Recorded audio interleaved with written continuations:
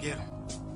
They insured the ships, they paid for the whips, they funded the expeditions, they paid for the trips, and they talk about genocide, they funded our Holocaust, they screaming out Mazel Tov from throwing the Molotov. Hit you in your noggin, now your yarmulke falling off. It's Yahweh or the highway, you'll be dead when the shotty spark. When the shots hit your chest, it'll burn like Bacardi Dark. Return of the Falasha, kill the white Jew imposter, because you lack the matzah to deal with my people proper. Now you gon' have to deal with this bleeping shotgun, the slumlord. The moment you see me, you know you done for. You even see my face on your TV, you better run for it. The evil Hebrew, unequal, you claim to be the chosen people. The wrath of God come to see you. No respect for Israel, you criminals set the colony. You hate me cause I'm speaking the truth, you try to silence me. I believe in my God and in my gun. And you say, well, you don't really believe in God if you believe in the gun. I believe in God and my gun.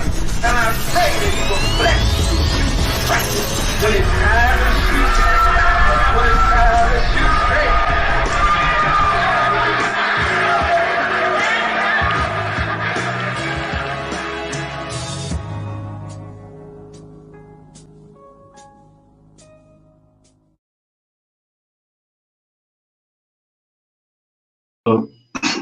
Peace to the gods.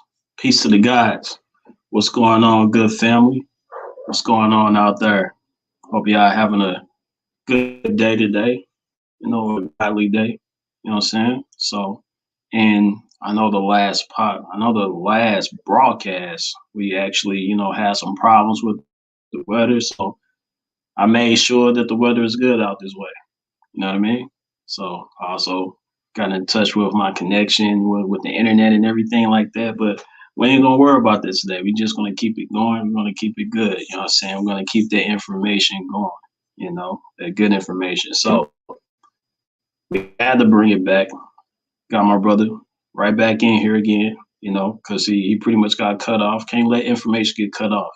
You know, we can't do that. We can't do that. You know what I'm saying? So we're bringing it back to finish up. I mean, I feel like we was having a real good conversation last time, really, you know, about the Willie Lynch theory and things like that. I mean, this brother said Black lives don't matter. And, you know, I'm going to agree. It don't. It don't. You know, I hope y'all was paying attention last time on why it doesn't matter. You know what I'm saying? So, I mean, we talking about, well, of course, we're not a crayon. That's number one. And then number two, we're talking about in a courtroom, guess what? You don't even mean anything in a courtroom. So at the end of the day, why are we calling ourselves that? But we're going to get more into that today. Peace to the God, shalom.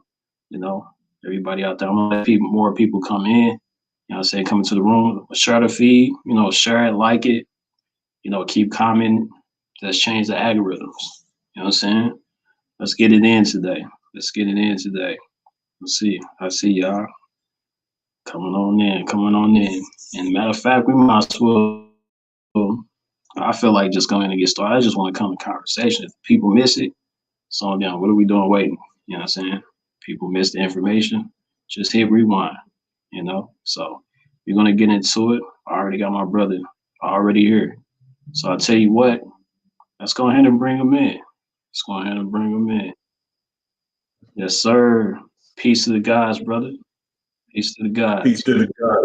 Peace to the God. Great brother, great brother, great brother. How we doing this evening? Oh, we all good, brother. We all good. It's a beautiful day out this way. I'm feeling good too, you know. So last time I was a little bit under the weather, but now, I mean, I'm good. I'm good to go. Good to go, brother. So I was just listening. I had to re-listen to the last one you did. You know, you was really dropping some gems, some things that I already knew and thought about, but some things I didn't really think about. You know, and I know we got cut off at the end, which is, you know, I didn't like. I feel like you was really homing in on the conclusion and things like that on where we should go, what we should do overall as a people. But you know, but yeah, I want you, whatever hits your mind today, if you want to finish that, perfect, you know. So just want to get into that. Indeed. You get that Indeed, greatest brother. finish? So, yeah. So, yeah. You cutting I that did. grass? Yeah, Man, yeah. Yeah, it was you just a remind quick cut, I had to get the front yard together. Yeah. you said that you reminded me when I was a young brother cutting grass in Atlanta, Georgia. We lived in a place that had 5 acres. And Mm.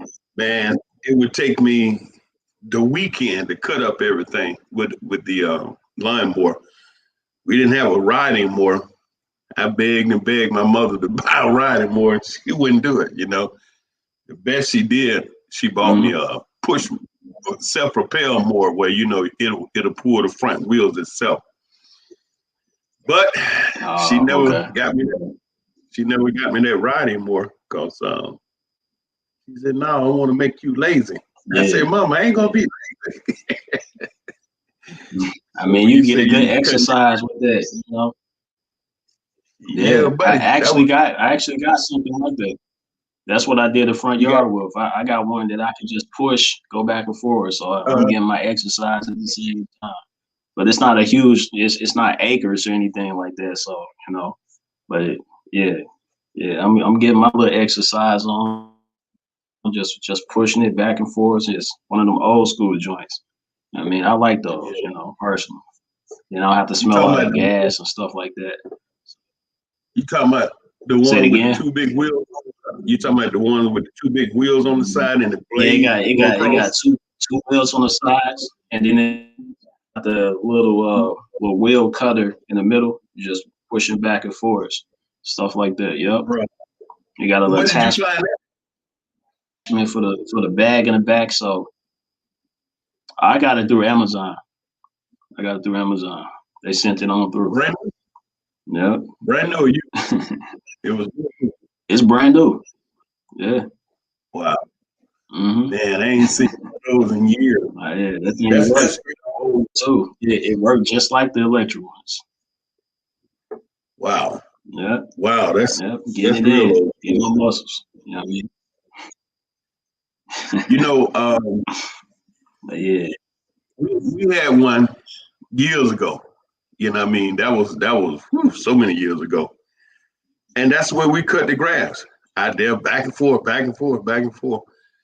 And doing stuff like that is what just naturally kept you in shape. And then when I was younger, little boy, you didn't see a lot of fat people, because of 2 things. The food was more natural back then, and we did stuff like that. True. Trim hedges with hedge clippers, and we cut grass with those, manual.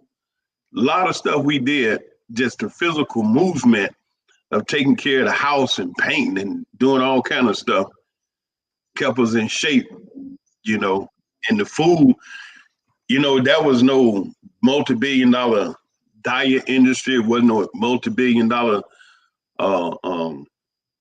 gym exercise facilities, and wasn't nobody fat. Right. And then today, we got multi-billion-dollar exercise facilities, all kind of fancy gyms, and incredible health food stores, and all kind of food, and everybody fat is all get out. And the last studies I read, it said that over more than 51% of the U.S. citizens are obese to morbid obese. But we got multi-billion-dollar everything, and big as all get out. Good God Almighty. But anyway, I want to say thank you Technology. again, brother, I put that on technology. Yep, and all this genetically engineered, chemically biogenetic engineered stuff they call food, but actually not. But I want to say thank you again, great brother, to for allowing me to come back and speak a little bit to our people. And believe it or not, I've gotten a lot of conversation behind Black Lives Don't Matter. That shook the house up, but not as much as Nas X in his video. No, but I have comments. That's a whole nother. Yeah, I could talk about that, for hours. But as far as the imagery and what's going on with that, I feel like hip hop just need one troll a year or something like that. You know what I mean? They just have one troll in there. At some point they had 6ix9ine. Now we got this guy. And then when he's gone, we're gonna have another one and another one. You know what I'm saying? So it's crazy. It's crazy. But yeah, that's what's going on in the States, man. I'm not sure what's going on out in Israel like that. But yeah, give me that's one crazy. second. Let me Nah, you good. You good. I mean, just speaking on that, just not that long ago, he was that young fella, Nas X, he was actually he was marketing towards a lot of children. You know what I'm saying? Like he used to be on tours and going to like different schools, elementary schools and stuff like that around when the song was hot, that Old Town Road, And my daughter loved that song. So if she was to actually look him up and then see what he doing, you know what I mean? Like I ain't watched the video, I just heard about it, but I mean he giving lap dances, and stuff like that. So I'm like, whoa, after I heard all that, I'm like, I don't even want to see it. You know what I'm saying? But it's almost like it's being targeted. I mean, we shouldn't be, surprised, when they target our children on these different characters and different things. So I feel like certain things are just done strategically, and we just have to be aware of what's really going on and not really feed into that stuff. But maybe that's on the realm of what we're talking about when it comes to this Willie Lynch thing as well. You know what I mean? So because I feel like even he's trying to battle. Well, there's people saying that he's trying to basically be a troll because people are basically attacking him because of his lifestyle and stuff like that. But it just seemed like an interesting conversation. Just due to what he's doing. You know what I'm saying? So, like the type of imagery that he's putting out there, the messages, things like that. So, but yeah.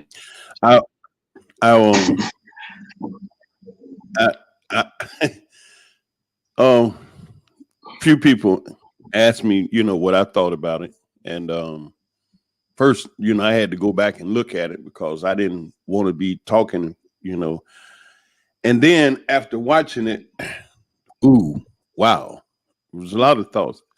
And then I went to do a little research and try to find out, if he had a position. And I found some things that he had wrote about it. And just in a short nutshell, because that's not the topic we want to get into tonight.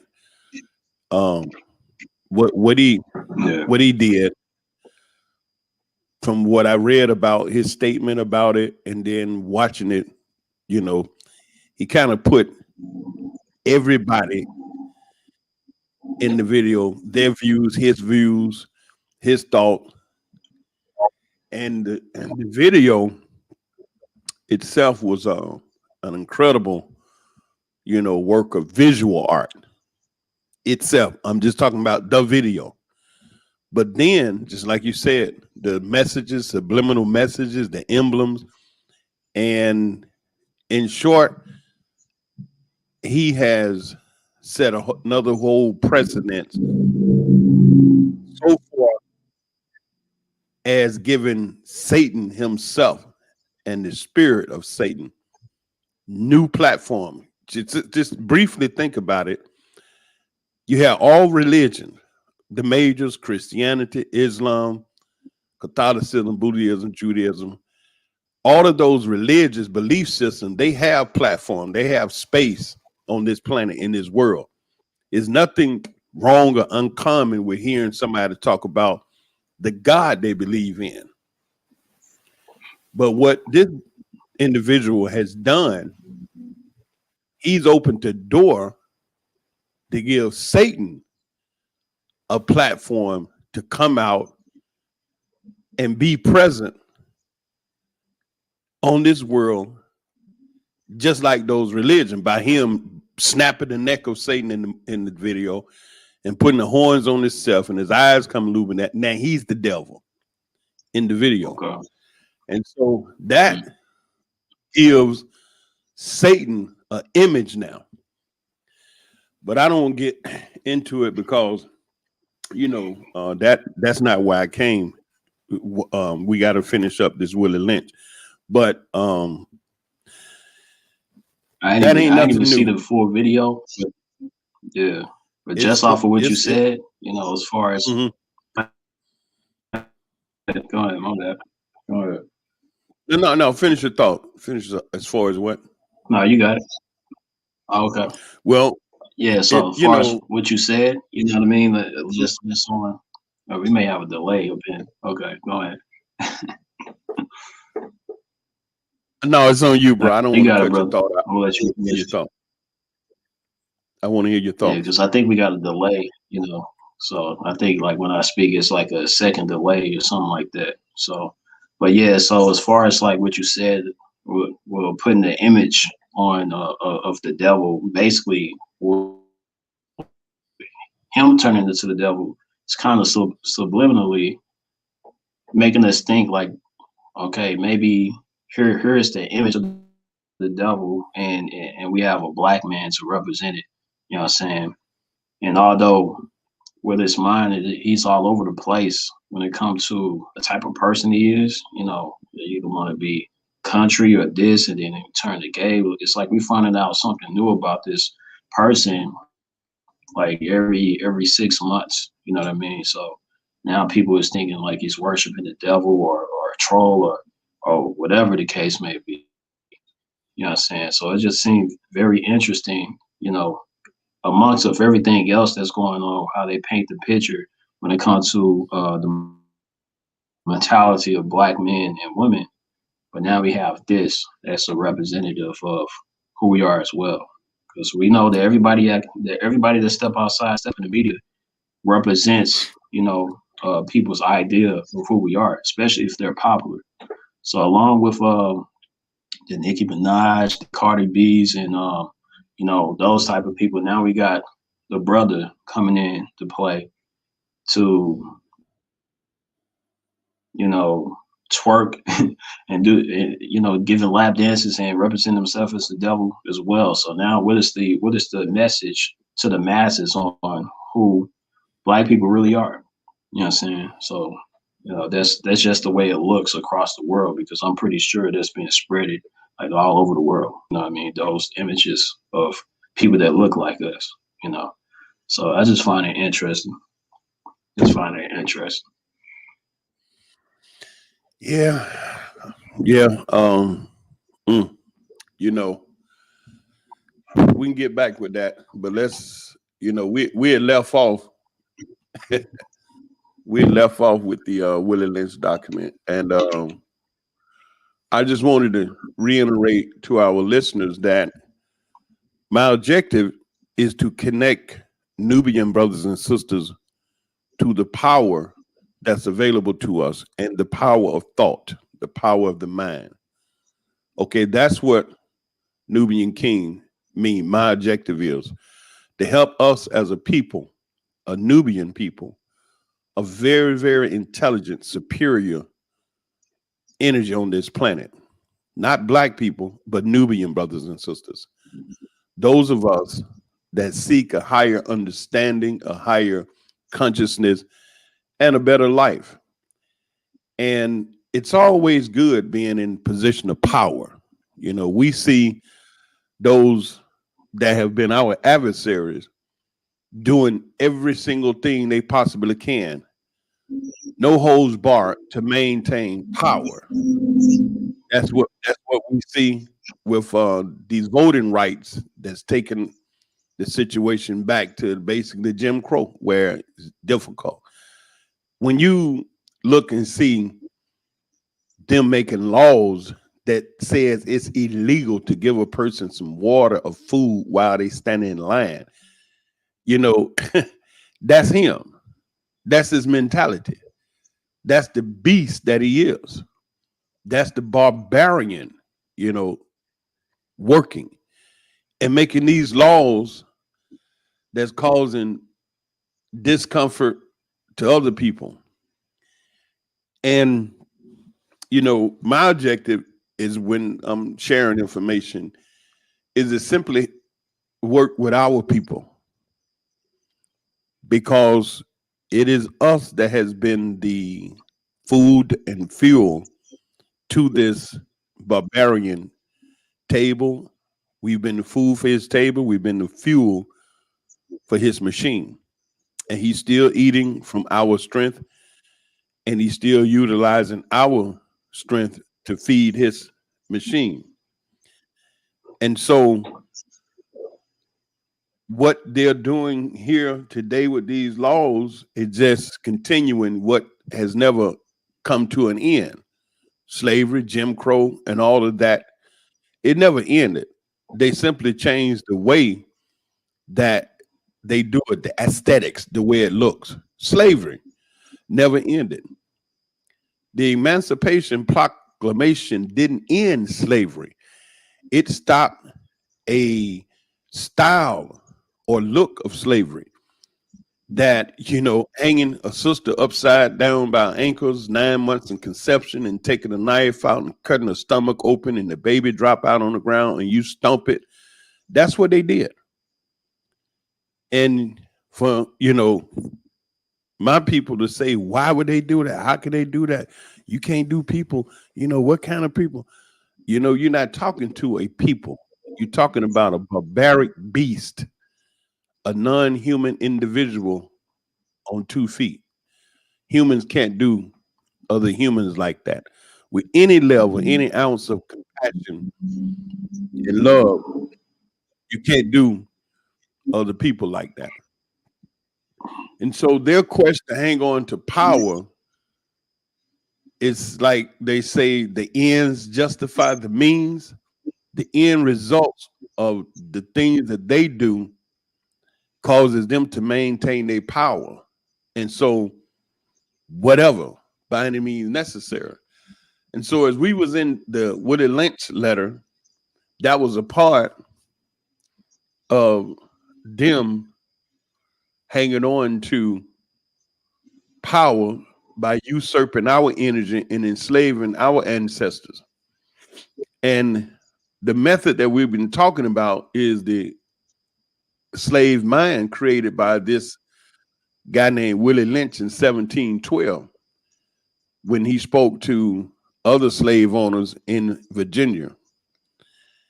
And we had gotten into it because in my objective of helping our people obtain the power of thought that we're so gifted with, being that our thoughts can be transferred from thought energy to physical energy by way of the pineal gland.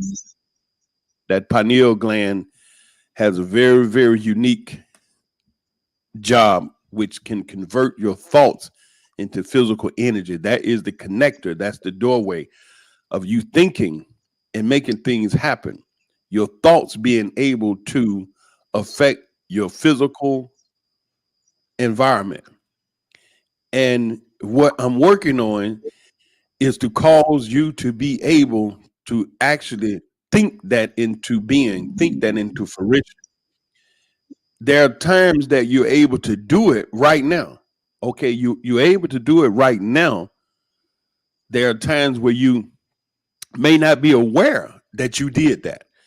And so my objective is bring you to that conscious awareness and the ability to be able to think and make that happen and know that you did it through your thoughts. And so the Willie Lynch letter is very important to be able to cleanse your mind of all the distractions and the psychological toxin and poison and impurities that we've been swamped in, drowned in, and that has cut off our ability to think at this higher vibration that cause us to be able to reconnect to this power. This Willie Lynch letter, this Willie Lynch document was very, very, very, very key into doing that, putting this Euro-Gentile barbaric mindset upon us. And we left off with the portion of the breaking process of the African woman. And the reason why I'm going into this, so our listeners will know, is that this is the psychological programming that took place with our great forefathers and our incredible strong mothers that caused us to think us the way that we think. And we've heard it on many, many occasions why black people think like that. Black people. Well, here's the fundamental process that this guy used to cause us to think like that. And it reads on this wise: the breaking process of the African woman. Take the female and run a series of tests on her to see if she will submit to your desires willingly. Test her in every way, because she is the most important factor for good economics. If she shows any signs of resistance in submitting completely to your will, do not hesitate to use the bullwhip on her to extract the last bit of bitch out of her. Take care not to kill her, for in doing so, you spoil good economics. You see, it was all about money for them. Slavery is about economics. Slavery is about dominating a people in order to make money. And that's what this was. Take care not to kill her, for in doing so, you spoil good economic. Chattel slavery for them was about money. That's all it was about. They used our forefathers and mothers, free economic, free labor. When in complete submission, she would train her offspring in the early years to submit to labor when they become of age. Understanding is the best thing. Therefore, we shall go deeper into this area of the subject matter concerning what we have produced here in this breaking process of the female nigger. We have reversed the relationship in her natural uncivilized state. She would have a strong dependency on the uncivilized nigger male, and she would have a limited protective tendency toward her independent male offspring, and would raise male offspring to be dependent like her. Nature has provided for this type of balance. We reverse nature by burning and pulling a civilized nigger apart and bullwhipping the other to the point of death, all in her presence. Now, this is the point that I want to make mention as to why we see our brothers and sisters live on TV getting shot unedited here today in America and throughout the world. You don't see no other race of people going through that. Never. Not at all. You don't see any other race. If I'm wrong, you mention it. Tell me. If somebody say it. No, I saw some white boys getting shot up. Just tell me. I stand to be corrected. I don't have any problem, because I'm not the kind of person, hey, I understand brothers and sisters is no limit to what a brother and sister can go and achieve, as long as you don't care who get the credit. So if I'm wrong, say it. But I've never seen another race of people live on national TV, CNN, ABC, NBC, Twitter, YouTube, Facebook, Instagram, whatever, getting pumped full of bullets, and you see the blood, like the brother that was sitting in the car, and he told the cop, yes, he has a gun, he's licensed and everything, and they pumped him full of bullets, and he leaned over, and you see the blood running down his chest. This right here, all of that stems from this right here. In 1712, when this white boy told these people, we reverse nature by burning and pulling a civilized nigga apart and bull whipping the others to the point of death, all in her presence. And the reason why is to put fear and make her feel alone and unprotected with the male image destroyed. And that's what the little brother Nas is doing with this whole feminine thing and him coming out gay and yada, yada, yada, because it leave our sisters feeling alone, unprotected with the male image destroyed. You see how powerful this document is? When you see those brothers and sisters getting shot by these cops, that's what it does. It causes psychological fear. It puts you in a frozen state, a state of unprotected. You feel uncovered. And that's by design that they allowed that to be shown on TV. Unedited. Sometimes they don't even tell you, oh, this is going to be graphic. Y'all got to hold on to you know. And that's where it come from, by her feeling left alone, unprotected with the male image destroyed. There you go. That's why. And so why is it that, Nas is so incredibly right now 50 some odd million views? Is because he's assisting them in destroying the male image, the black man, the Nubian man, the image of the male. And so the ordeal calls her to move from psychological dependent state to a frozen independent state. In this frozen psychological state of independence, she will raise her male and female offspring in reverse roles. She will raise her male and female in reverse role. For fear of the young man's life, she will psychologically train him to be mentally weak and dependent. Look at these dudes walk around now. It's hard to say black men for some of them. It's hard to say that. Like, those cats, man, back in the day, we used to say them boys is about as sweet as a 5-pound bag of Dixie Crystal. And you talking about a man? What? No, partner. You're a long way from a man. Your voice don't even sing. You ain't got no bass in your voice. Don't talk like that. You all up there talking? No, please, no. I can't call you a man. I'm like, dude, I ain't gonna say it. I'm just leaving it alone. Because of fear of the male's life, she'll psychologically train him to be mentally weak and dependent, but physically strong, work like a bull, but mentally weak. And then we see it all across their TV, their network. They not stupid, they running this game plan too. They know exactly what they're doing, because you see, they don't let nobody on that TV that's not going to say what they want them to say. Your picture is froze. Can you hear me?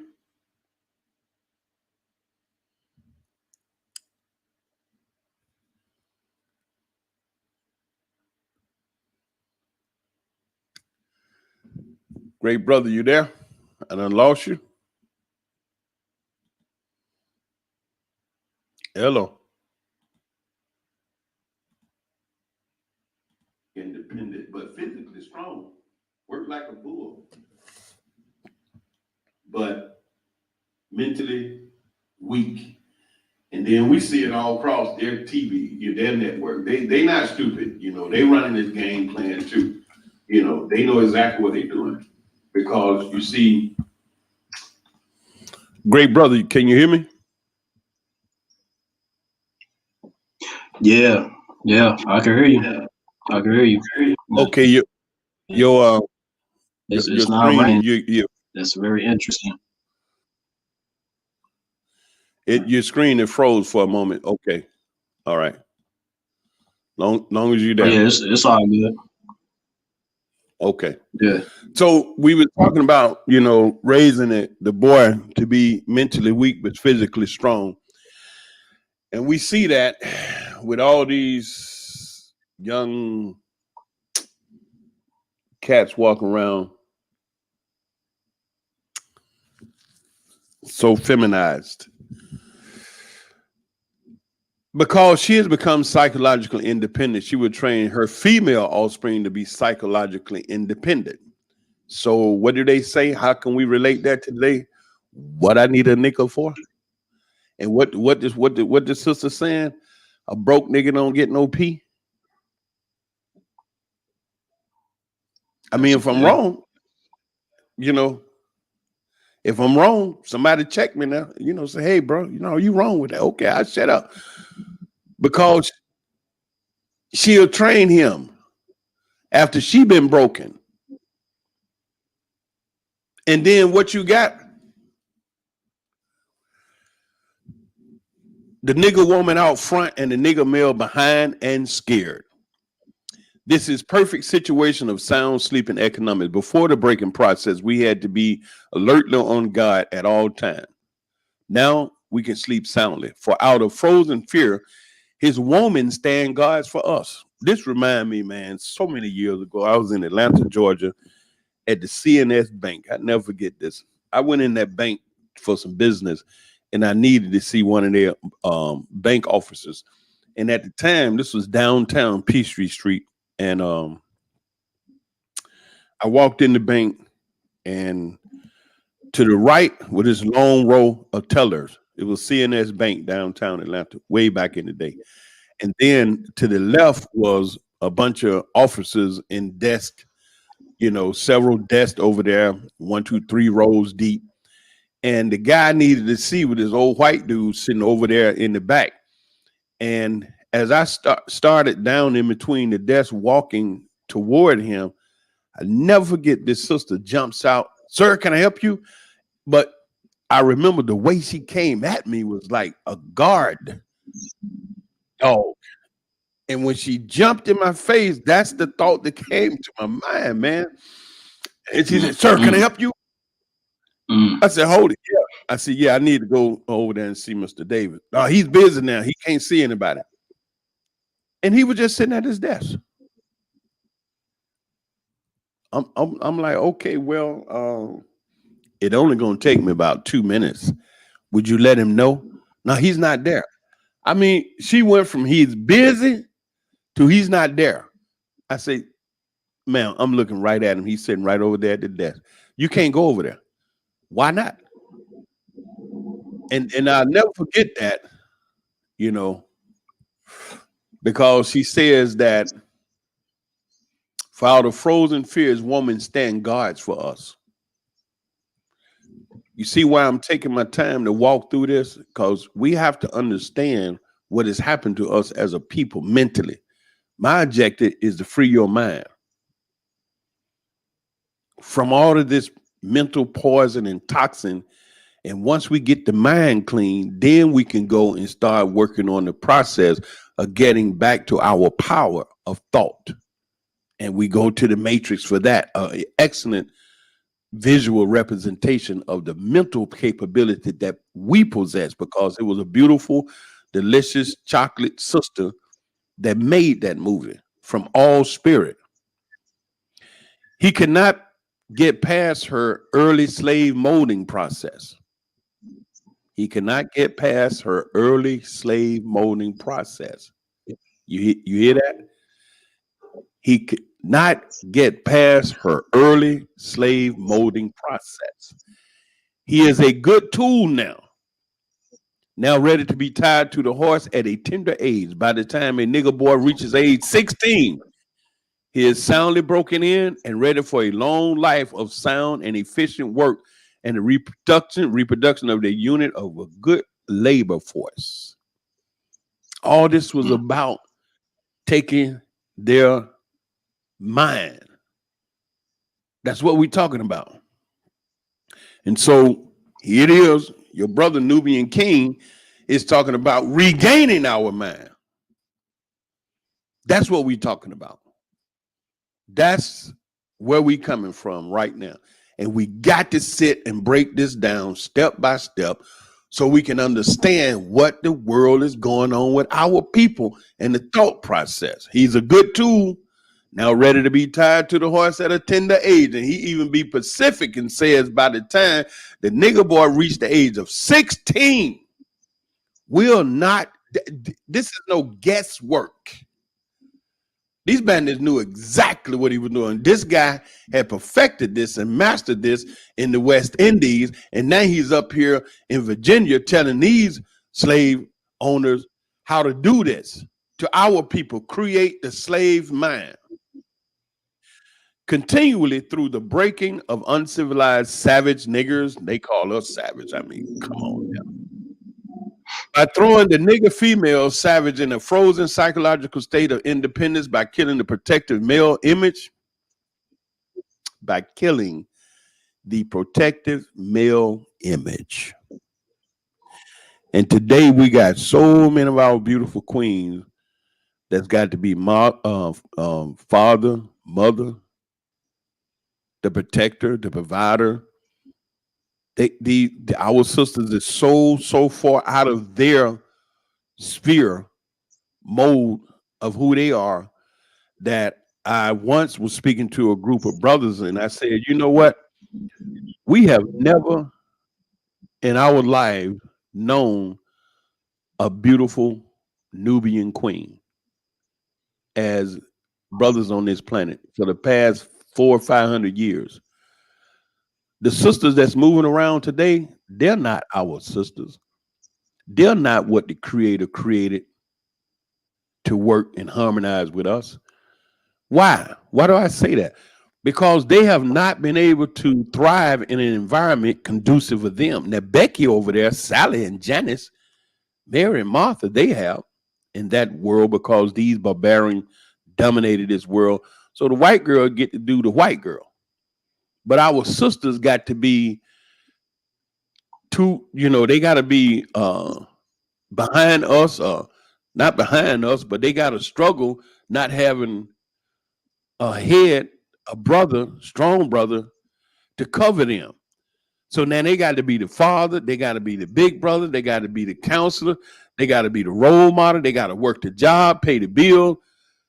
Because what have they done to us? When you always look at the TV, you always see sisters doing this, sisters doing that, sisters doing that. Where the brothers at? Where's the balance? Okay, so our sister doing big thing. Yay, love it. Where the brothers? How many times do you see strong brothers doing whatever? They got a talk show that says the only all women of color talk show. Where's the talk show with all brothers of color? That's You true. see what I'm saying? Where's the balance? I didn't even think of that. That's true. We got the Whitney Williams show. We got Oprah. I don't see too many brothers, really kicking it in. I've seen Steve Harvey, but we know what happened to him. So, I mean, after that, I don't see too many brothers that's putting in work like that. Have these big platforms, stuff like that. So, yeah, I like to hear the brothers speak too, so we can have a balance. I think that would be dope. Even if it is just entertainment, I just like to see the balance. Strong brothers, not just any type of. But how many times do you see a real, organic, true, strong brother standing up doing anything? The images that they got now are these little passive, weakling, dudes.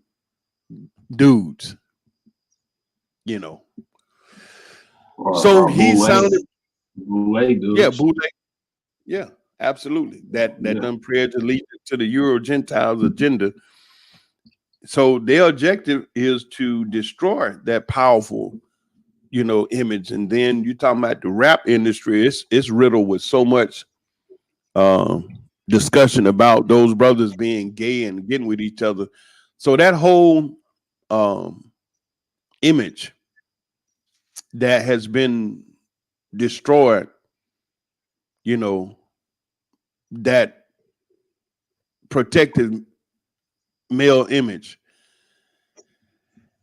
And that's what you look at it, man. I mean, you don't see no strong brothers out moving around and you know, talking some sense. I mean, intelligent, real solid brothers that's talking some real, you know,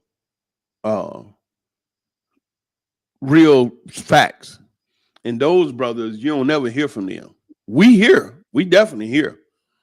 It's a lot of them, but they ain't gonna be the around. they ain't gonna be the ones in front of the camera, you know, because they don't want that. See, the power of influence that we have, the power, you know, is so great that you look at China and America and New York and the Bronx. Here's a brother born and raised in the Bronx, lived his whole life in the five boroughs in New York: Queens, Staten Island, Brooklyn, Manhattan, Queens, Staten Island, Bronx, Brooklyn, Manhattan, the five boroughs of New York. He born in the Bronx, and he come up. Okay, he turned out to be a rap artist, and in New York, you know, New York could give you a gold record. It's enough people in the five boroughs, 35, 40 million people. You can sell 1 million albums. All it takes is 1 million albums. You got a gold record. So you ain't got to be heard nowhere but right around New York, and you're a gold artist. But that young brother, born and raised in the Bronx, grew up, made up record, and it went over into Beijing, China. And the Chinese now are walking around with a baseball cap backward, with their pants sagging, on the mic, rapping in Mandarin Chinese. Because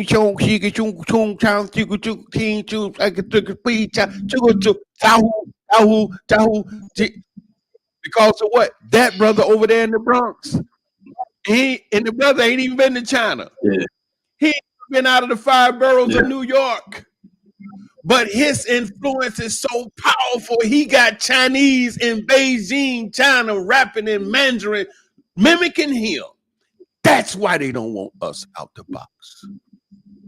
That's why they don't. They have a whole hip hop scene out there too. In Mandarin Chinese. Yep. So I'm saying, in our weakened state, we got such incredible power that we can influence somebody on the other side of the planet, have never been there. You ain't never been out of your neighborhood, but what you got in your weakened state, that's why you don't see us out front like that. That's why. So anyway, he's a good tool, but he's a good tool now, ready to be tied to the horse by the tender. Okay. By throwing the nigger female savage into a frozen psychological state of independence, by killing the protective male image and creating a submissive, dependent mind of the nigger male slave, we have created an orbiting cycle that turns on its own axis forever. Unless a phenomenon occurs and reshift the position of the male and female slave. That's what we're about right here. We the phenomenon.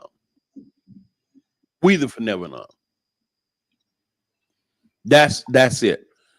It says that we have created an orbiting cycle that turns on its axis forever, unless a phenomenon occurs and reshift the position of the male and female slave. That's what we're doing. We're working on reshifting it and putting the male back in the position that he was created for, the Nubian King, and putting the female back in the position that she was created for, the Nubian Queen. This is the phenomenon.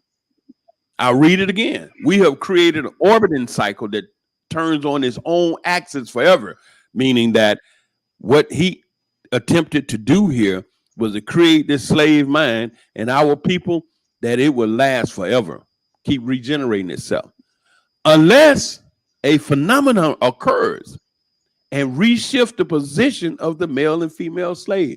That's what I'm here for. That's why I'm talking. That's why I'm talking. to reshift the position of the male and female slave mind.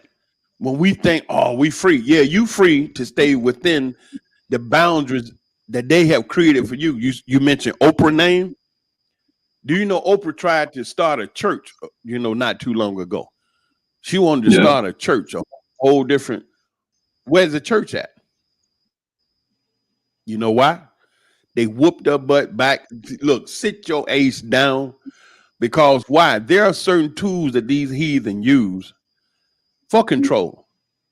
The television one, tell a lie. Go ahead.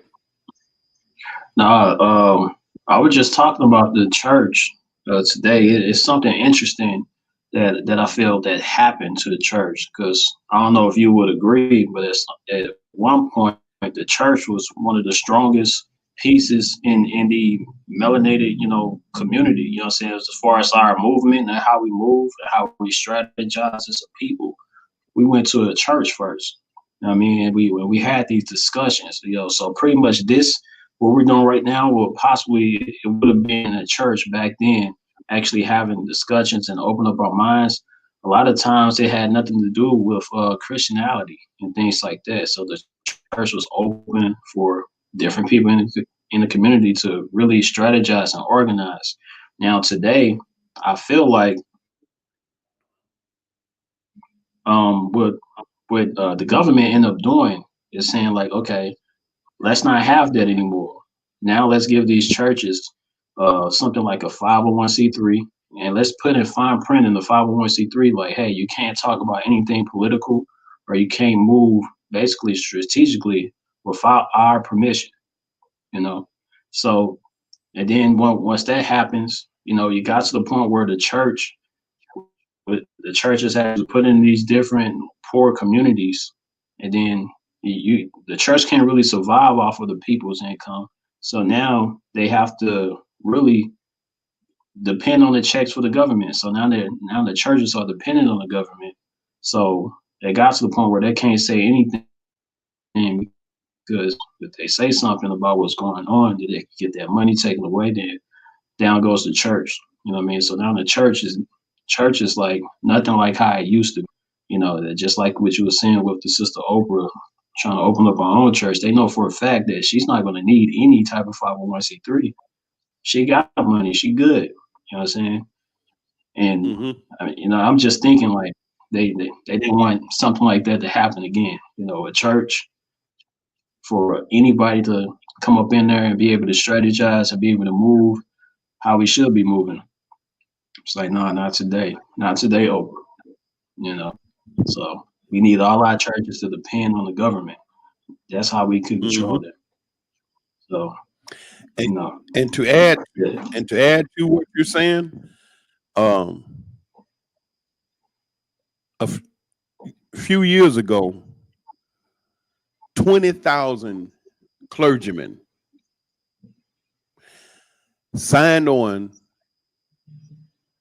to the U.S. government under the auspices of FEMA, Federal Emergency Management Association. 20,000 pledged their allegiance to the U.S. government. Over 20,000. I'm pretty sure it's more. That's why you have those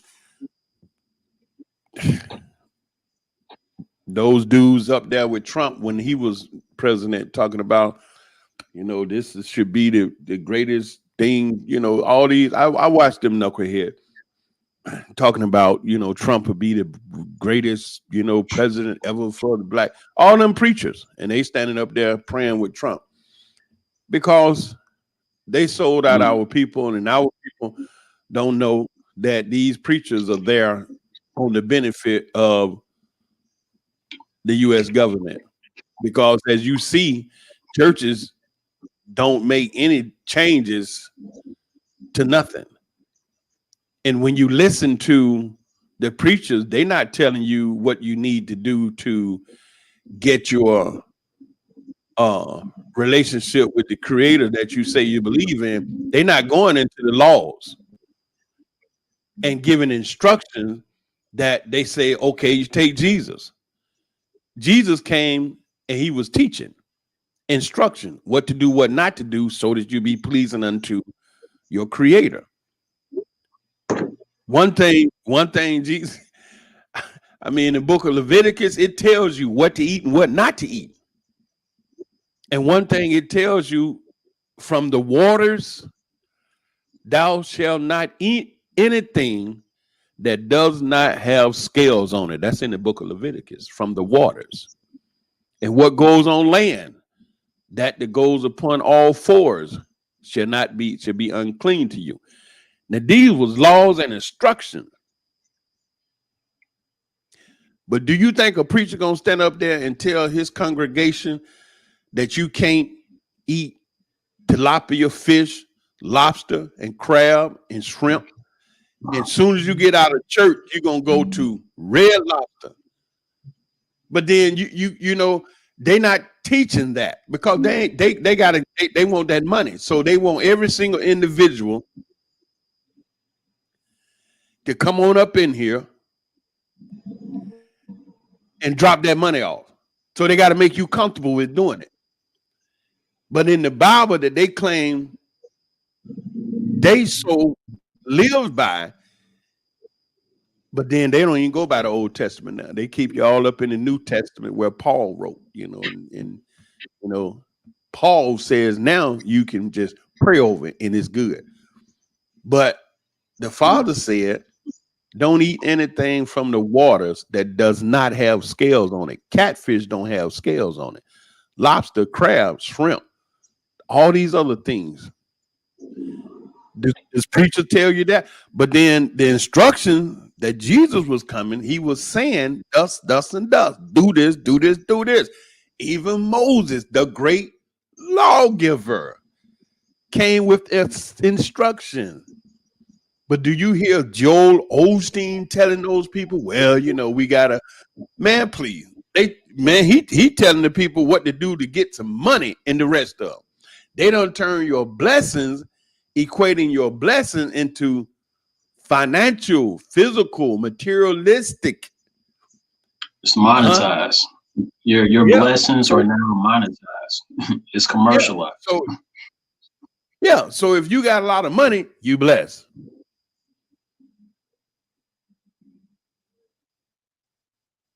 Yeah. You blessed if you got a lot of money.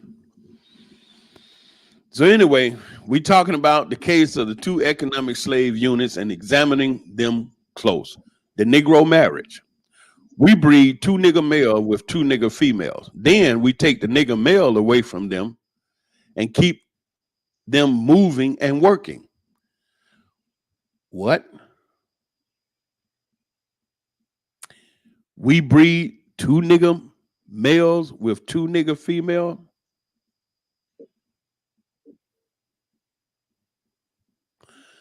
Then we take the nigger male away from them and keep them moving and working. Say one nigger female bears a nigger female. Say one nigger female bears a nigger female, and the other bears a nigger male. Both nigger females being without influence of the nigger male image, frozen with the independent psychology, will raise their offspring in reverse position. The one with the female offspring will teach her to be like herself, independent and negotiable. Independent and negotiable. So what do we mean in 2021? Remember, we used to say the sister get the job and the brother standing at the bus stop waiting on the bus. She riding in the car. It ain't got to be no Rolls Royce or a Maserati, a Bentley, or a Maybach. It could be a hoopty, but she in the car and the brother standing waiting on the bus. In Atlanta, Georgia, is MARTA, MARTA, Metropolitan Atlanta Rapid Transit Authority. But our people, being as creative as we are, MARTA, that's what the public transportation system in Atlanta, Georgia is named, MARTA, moving MARTA, Metropolitan Atlanta Rapid Transit Authority. But our people changed it to Moving Africans Rapidly Through Atlanta.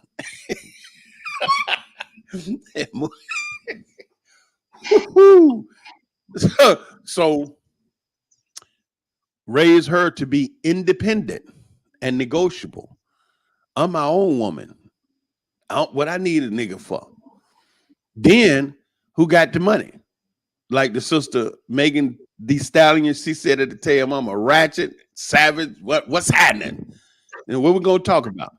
So we negotiate with her, through her, by her, negotiate her at will. So it's the money.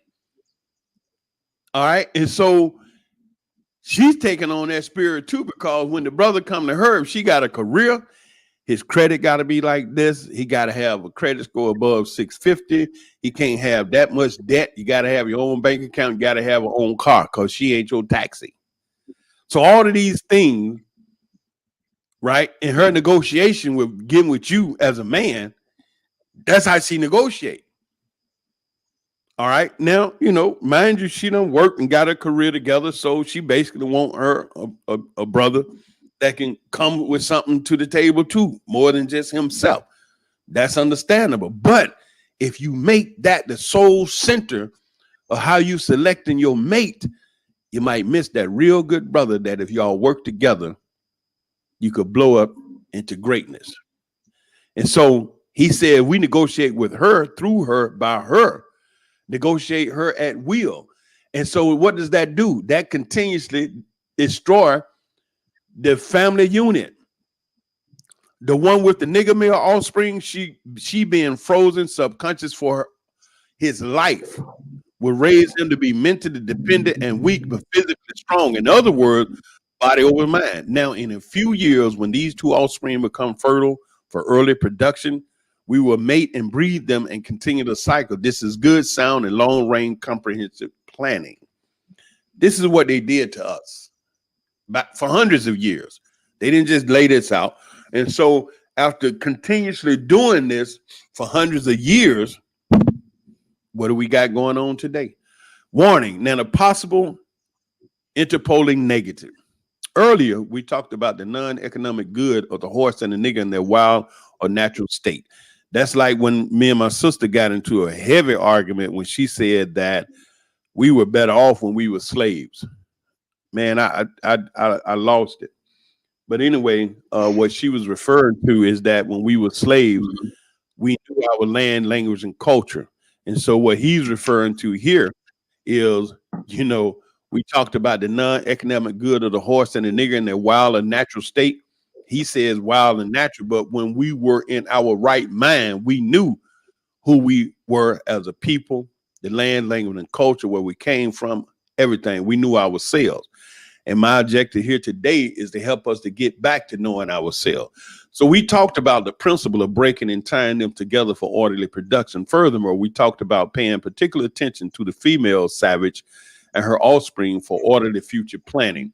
Then more recently, we stated that by reversing the position of the male and female savages, we created an orbiting cycle that turns on its own axis forever unless a phenomenon occur and reshift the position of the male and female savages. That's what I'm working on. Putting us back to our natural state of being mental, psychological, spiritual dynamos on this planet.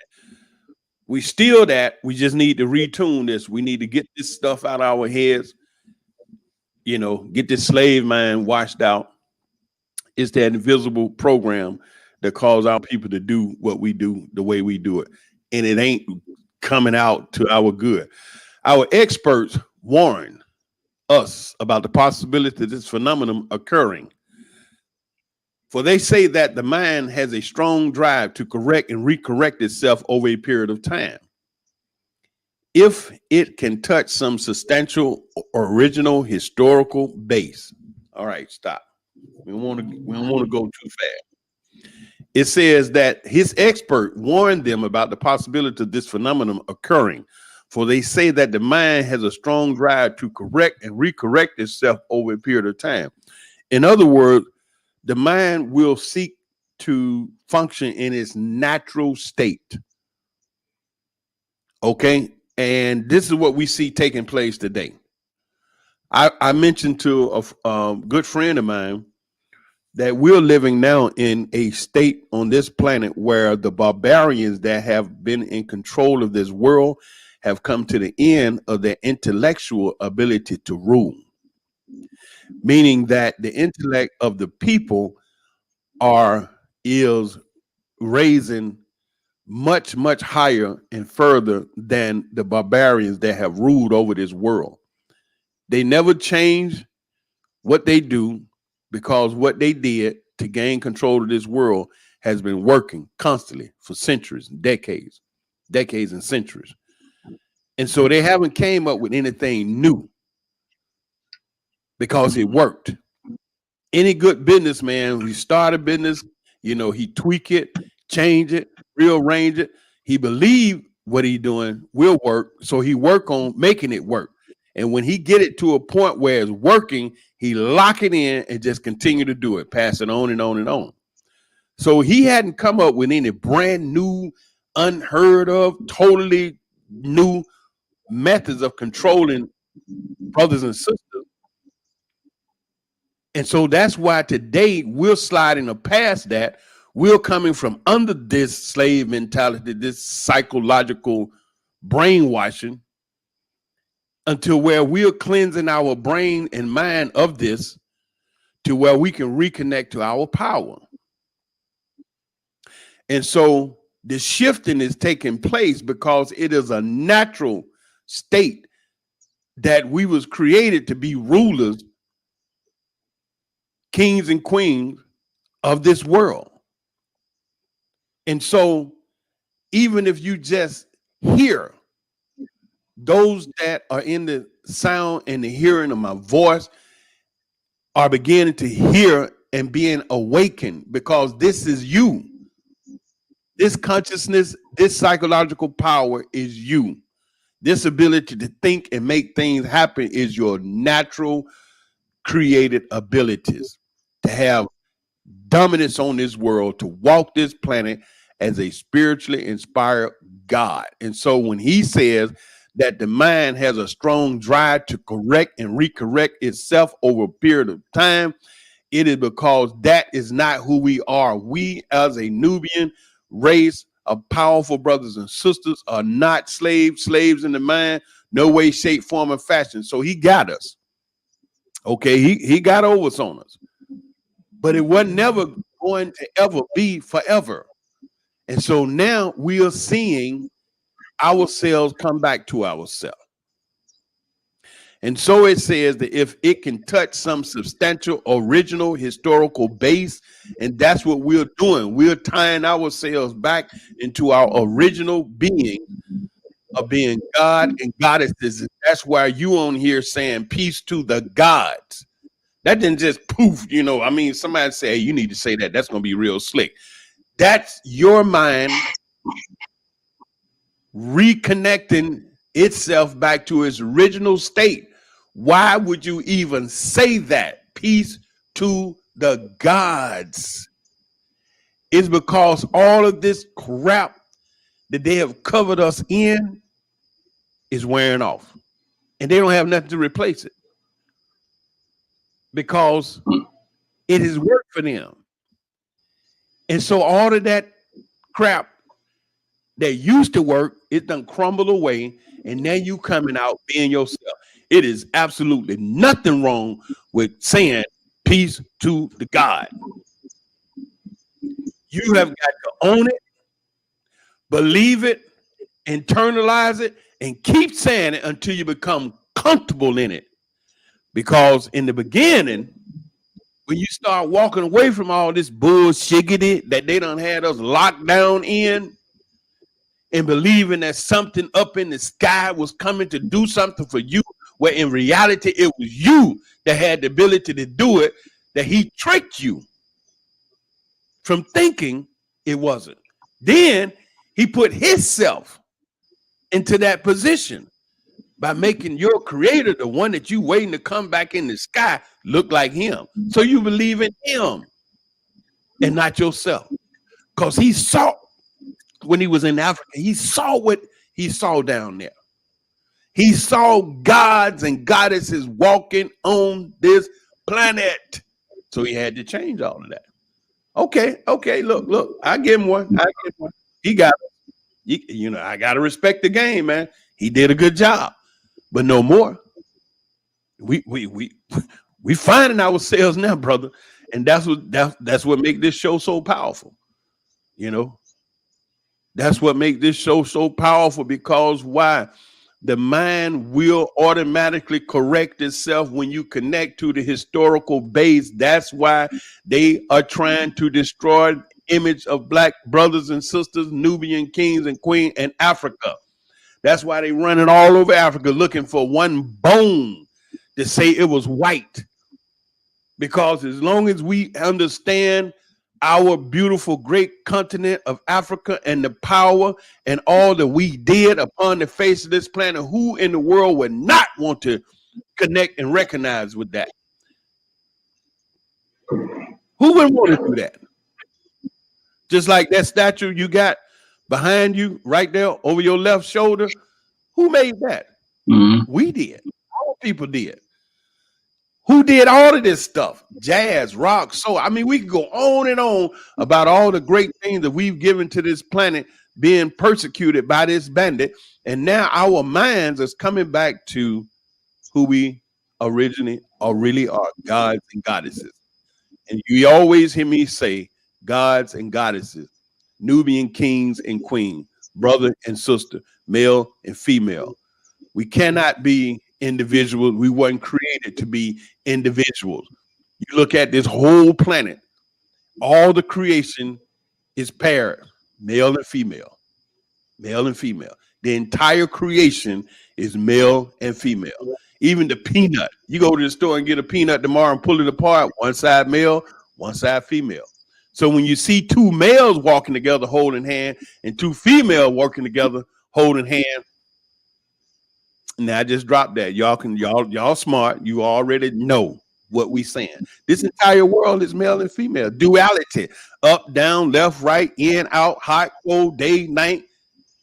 But male, female. I don't have to even say that when I'm talking to wise people. All these people on here on your show, they wise, they smart. That's why they here. That's why they here. It's a fact. You know? So anyway, correct, reconnect itself over a period of time. It can touch some substantial original historical base. That's our ties with great Africa. And then, I just want to drop one little piece. Egypt.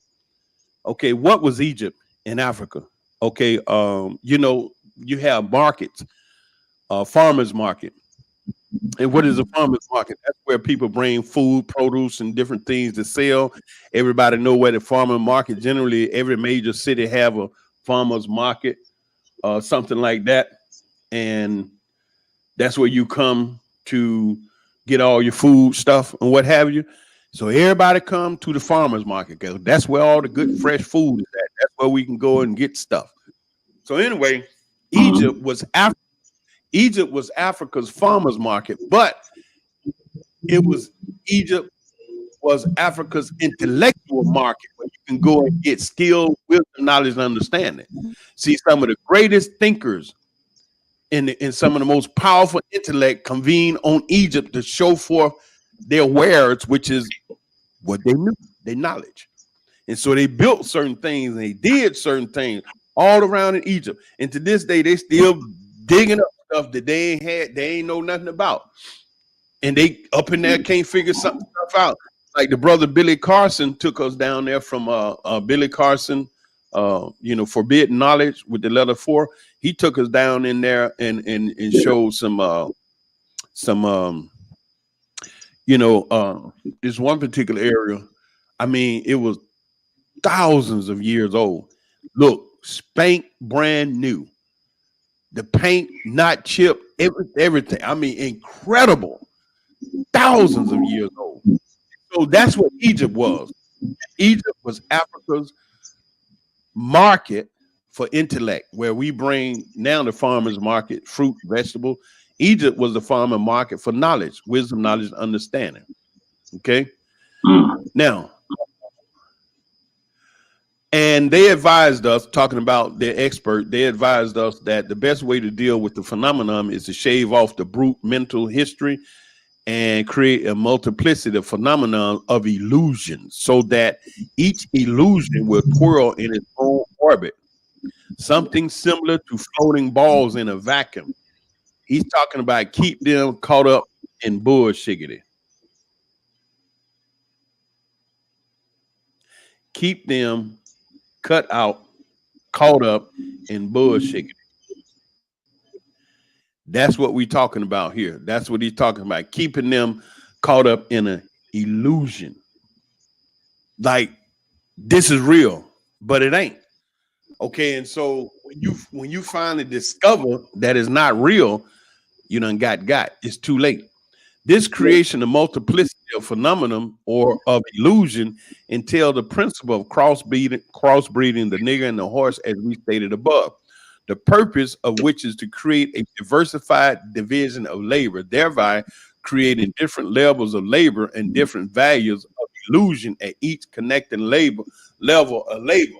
The manager, the co-manager, the crew chief, all thinking they somebody special, but all of y'all is still in the pot as slaves. You're just slaves on a job. The result of which is the severance of the points of original beginning for each sphere illusion. You see, this type of information for some people can be boring, but that's why they do it like this, to make it complicated.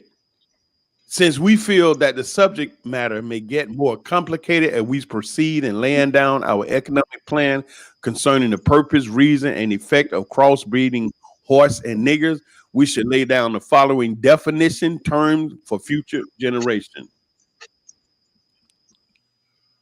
Orbiting cycle mean a thing turning in a given path. Axis mean upon which or around which a body turns. Phenomena means something beyond ordinary conception and inspires awe and wonder. That's exactly what we're doing here.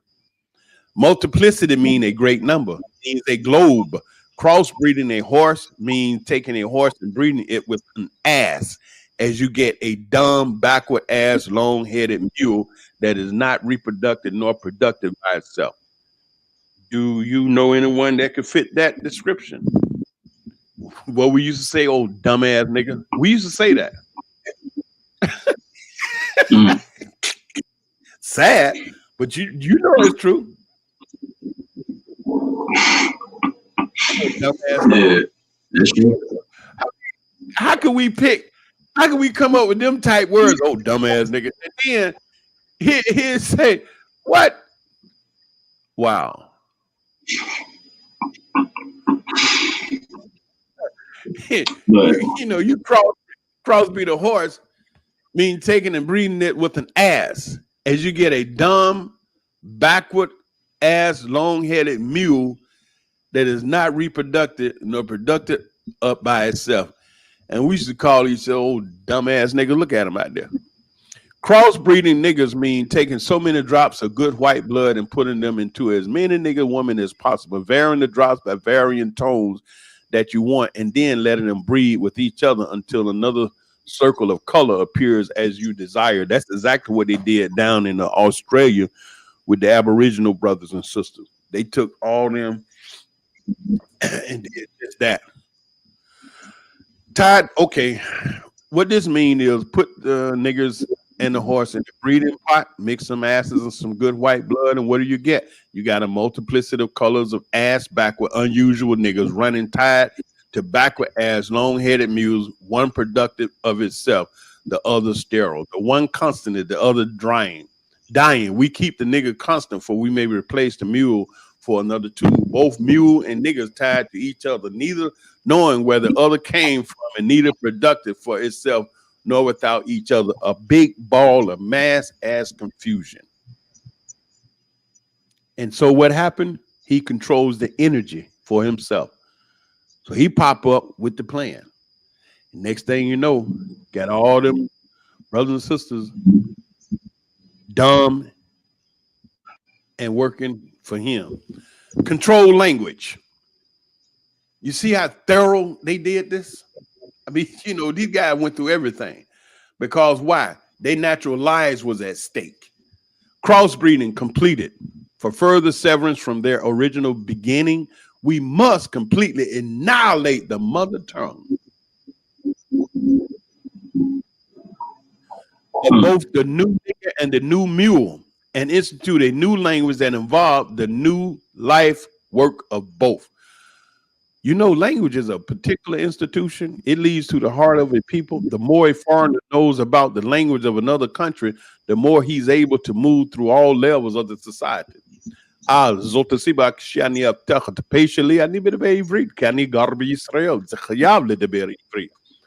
said that when I open my mouth, I speak Hebrew because here in Israel, we speak Hebrew. And so I studied Hebrew extensively because this fact is true. You know, language is a particular institution. It leads to the heart of a people. When I'm speaking Hebrew amongst these Israelis, they are just blown away. You know, it makes them comfortable, and they like, man, this brother speak Hebrew. Wow. Ooh, and it opened doors. It leads to the heart of people. Just like I saw a brother in the States that had lived in China, and he speak perfect Mandarin Chinese. Went on up in there, and they could not get past the fact beautiful brothers standing up here speaking Cao San Hao, Ni Hao, you know, just like them. You know, and they were just laughing and giggling, and they had to get themselves together, and he's laughing and joking with them, speaking their language. The more a foreigner knows about the language of another country, the more he's able to move through all levels of that society. Therefore, if the foreigner is an enemy of the country to the extent that he knows the body of the language, to that extent is the country vulnerable to attack or invasion of a foreign culture. That's exactly what's happening in Africa right now. Cultural imperialism. The Chinese is all over the place. And our people don't, with a lot of our young family, not even wearing African culture. They're wearing a Western culture. That's cultural imperialism. For example, if you take a slave, if you teach him all about your language, he will know all your secrets, and he is then no more a slave. For you can't fool him any longer, and being a fool is one of the basic ingredients of any incident to the maintenance of the slavery system. Now, stop right there. Being a fool is one of the basic ingredients of any incident to the maintenance of the slavery system. Now, reworded is being a dummy can easily be controlled. You know what I've taught my children? That dumb people don't rule nothing. This is how my children grew up under that, you know, me teaching them. Do not be no dummy, because dumb people rules nothing. Everybody rule over dummies. Everybody tell the dummy whatever they want. Why? Because you dumb. You don't know nothing. And I made it disgusting and terrible to the young ears. And they came through school blazing. They all went into the Israeli military. They all came out ranked soldiers, leaders, battalion leaders, commanders, sergeants.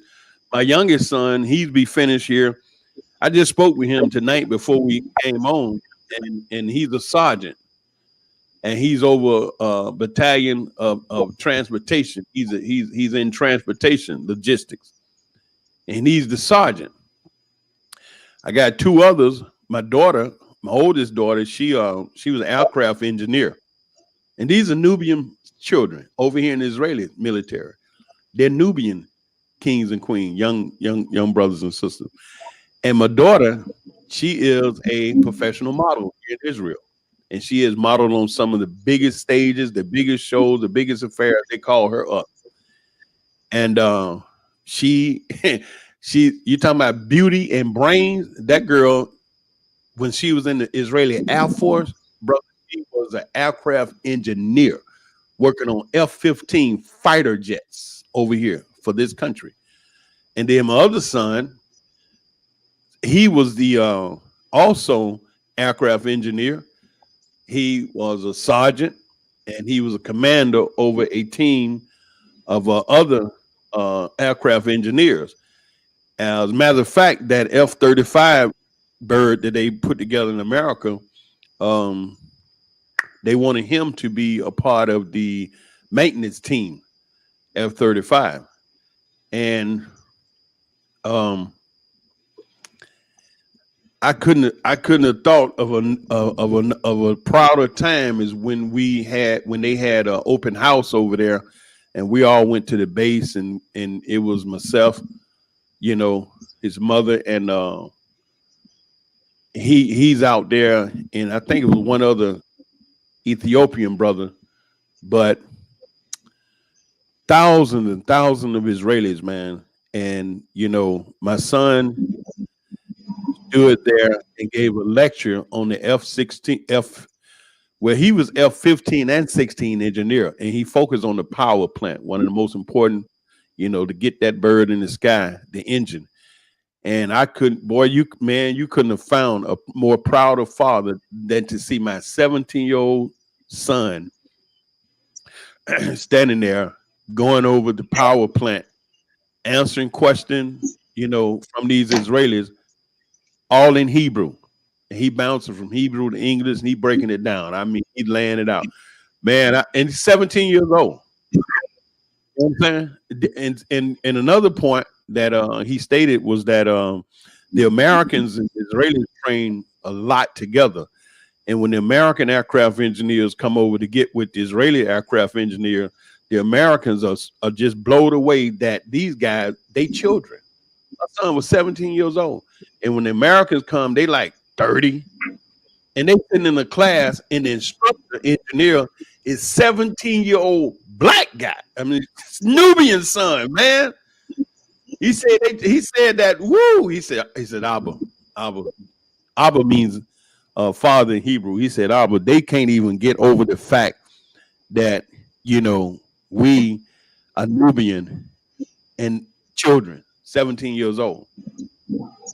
But I taught them that when you dumb, everybody rule over you. And just like he said in this here document, being a fool is one of the basic ingredients of any incident to the maintenance of slavery. Keeping them stupid, keeping them dumb.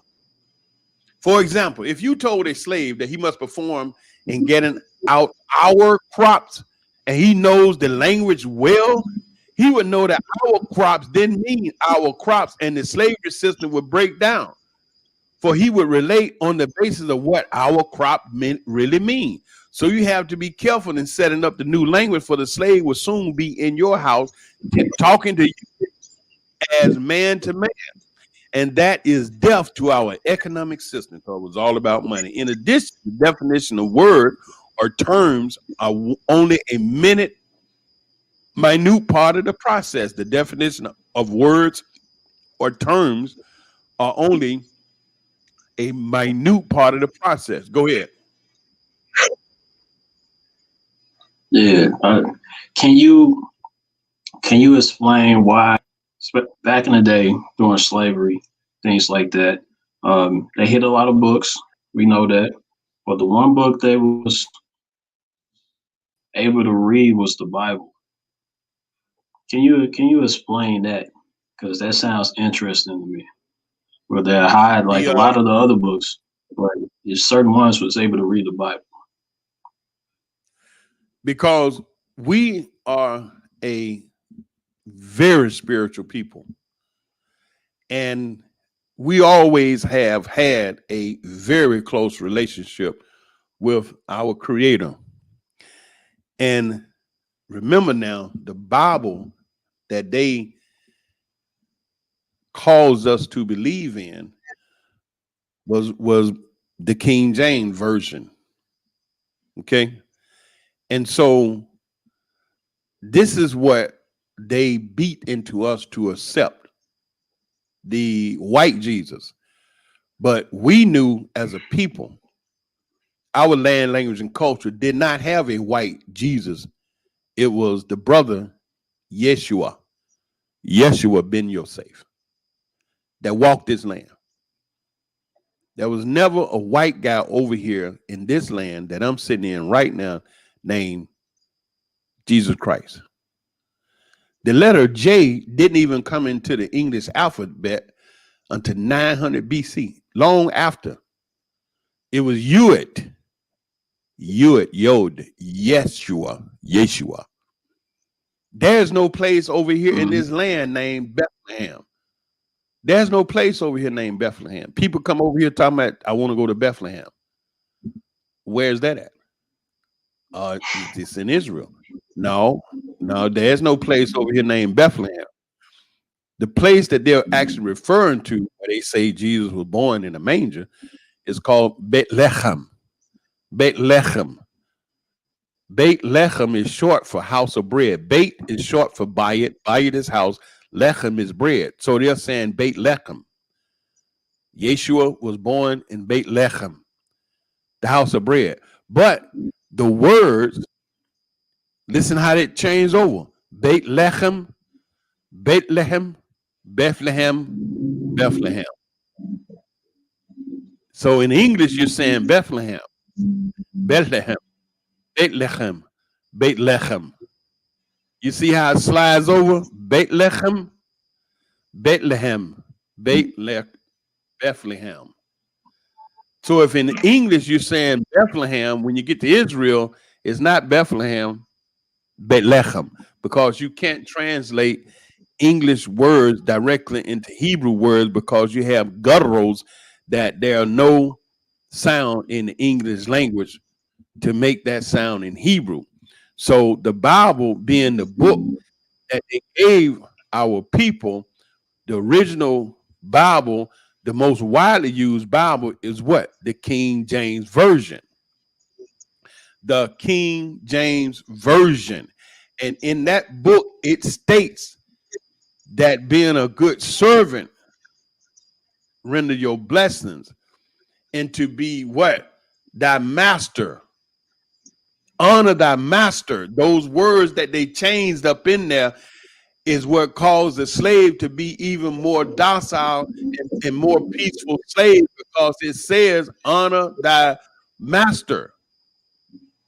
And so they switched words around and they gave this particular Bible to the slave that they had wrote. They had made sure that what they would read would keep them psychologically enslaved.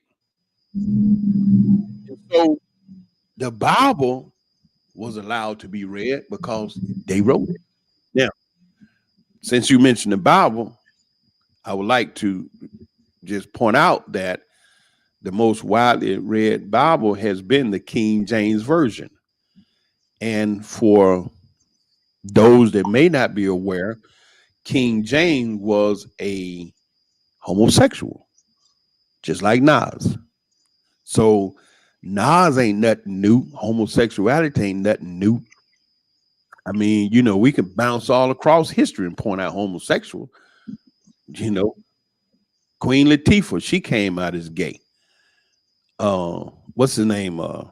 Teddy Pendergrass, they say he had the accident in that Rolls Royce because he was getting fixed up there, you know. And then we go back even further. But we going back to King James. And it was a known fact that King James was homosexual. Matter of fact, it was so widely known that when they would come to the court for different pageries and in meetings and get together in the court for whatever, they would say, all right, y'all look out.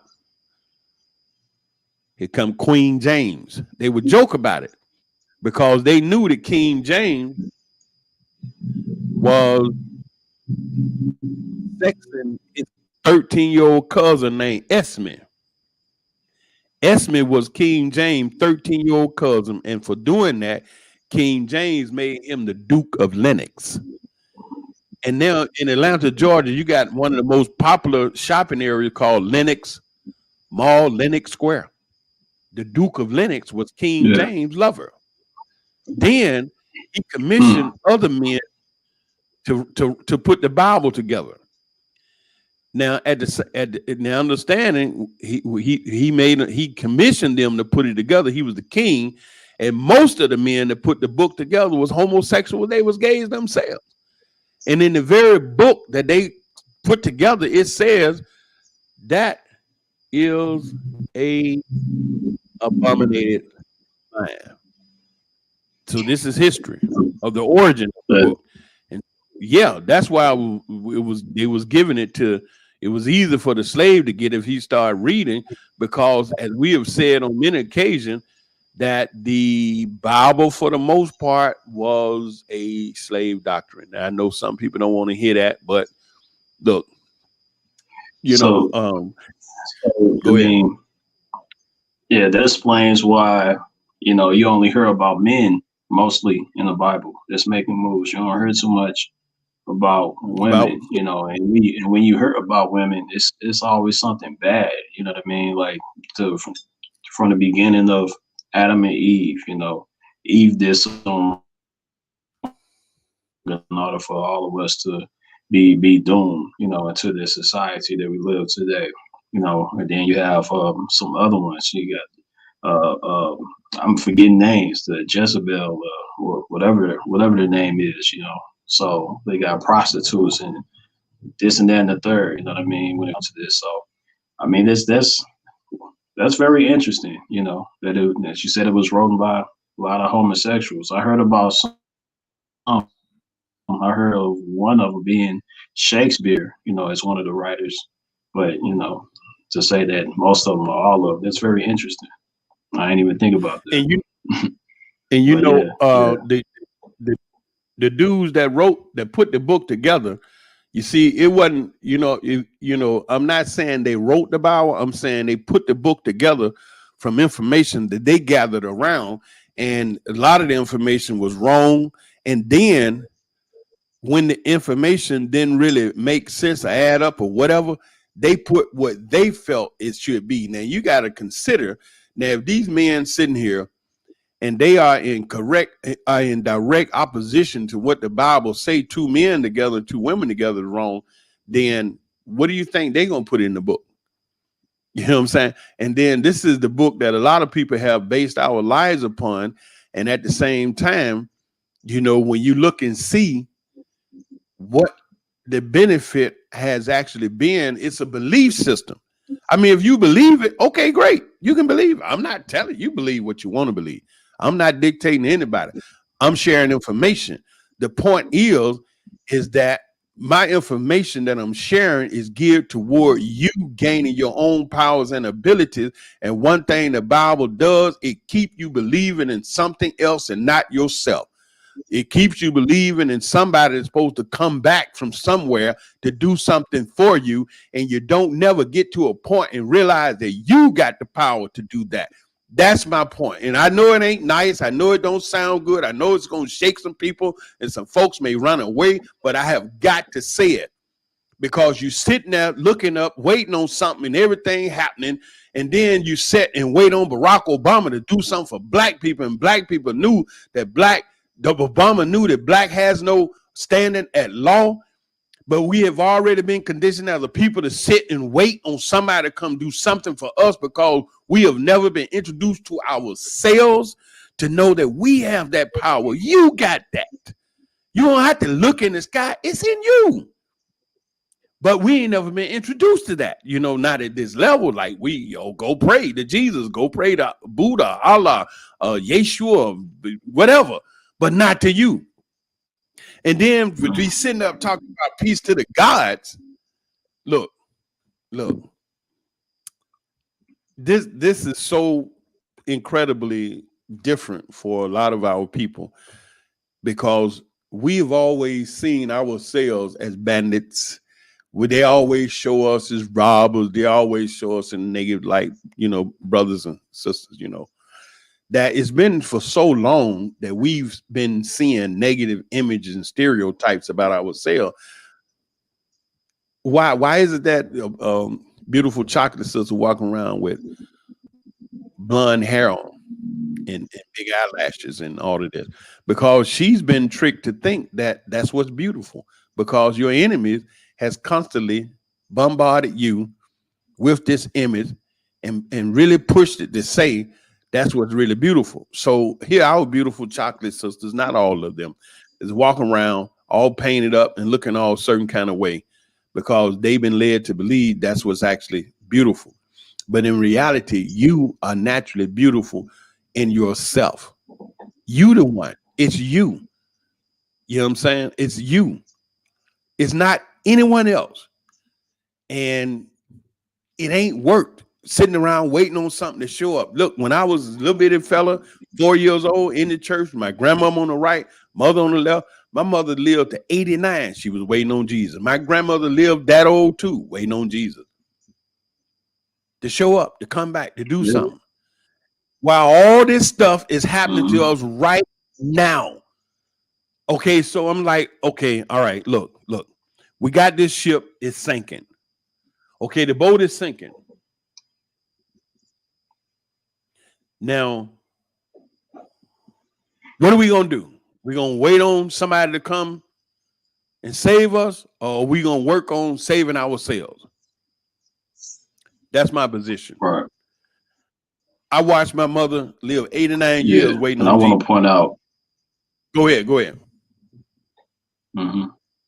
Yeah, I want to point out because someone asked, I mean, should we keep the Bible or should we trash it? You know, so I want to say that is the Bible is written in a way where actually anybody could pick it up and use it for their own will. You know, I've seen like crazy people, you know, use the Bible and find a scripture in there and say, okay, the Bible told me to do this, you know, and that could be like harassing people. That could be like, you know, killing people and things like that. So, I mean, you got to think about this. Our brother Nat Turner used the Bible for his own, you know, good. You know what I mean? So he used the Bible and then he caused a revolution. You know what I'm saying? And he did what he had to do, and I salute what he did. You know, so we can use the Bible. There's some good things in the Bible, is what I'm saying. You know, so there's a lot of good things, but there's a lot of iffy things as well. So we have to be able to chop it up and use it to our own good and use it to our own liking, just like we do everything else.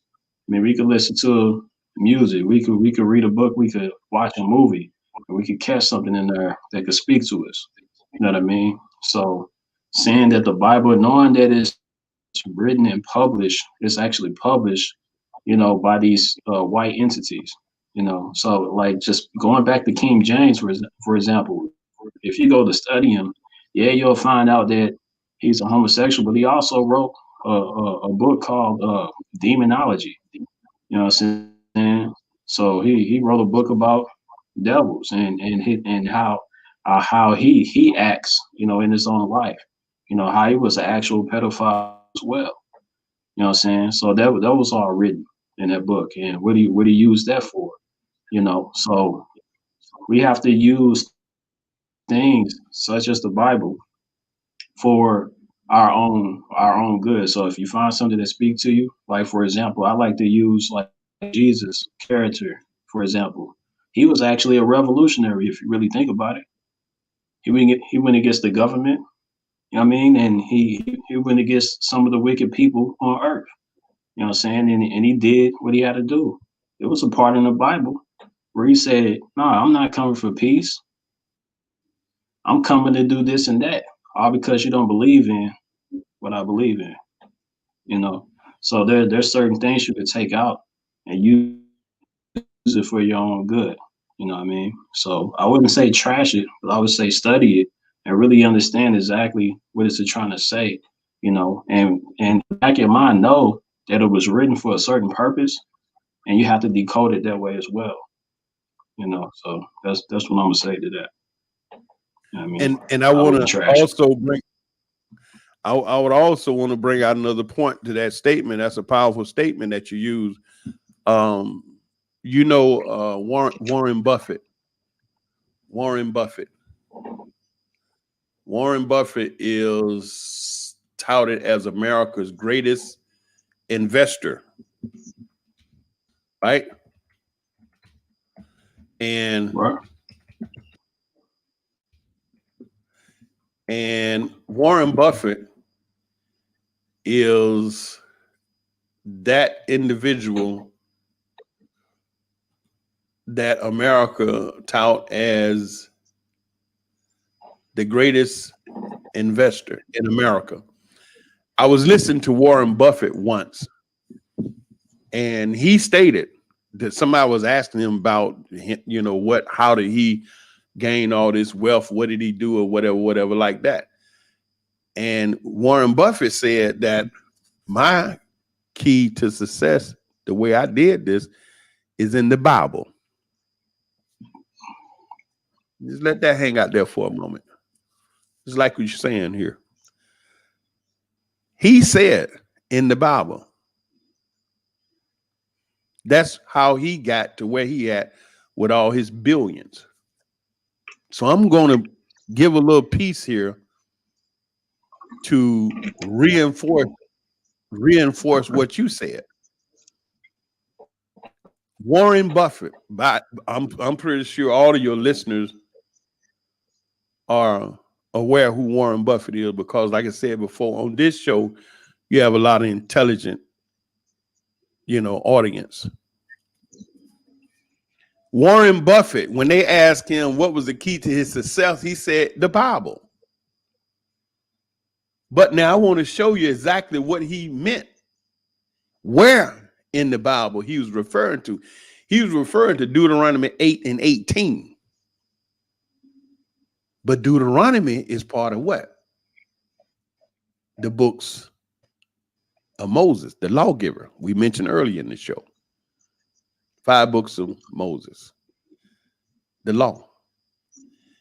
Deuteronomy 8 and 18, but thou shalt remember the Lord thy God, for it is he that giveth thee power to get wealth, that he may establish his covenant with he swore unto their father as to this day. That covenant, the house of Israel to be, you know, salt unto the nation. That is. That's exactly what you're talking about. So I'm saying that for us and our plight, we have to know that we are the gods. And like you're saying, the information that we need, we extract to benefit us, just like they did. They also used the Bible to justify slavery. Now we have to take it in our new consciousness, being free of the slave mind, and extract from it what we need. I mean, look, I never in all of my years heard this. Look, I got anointed Hebrew priest back in 2003. I was a Hebrew priest, anointed Hebrew priest up here in Jerusalem.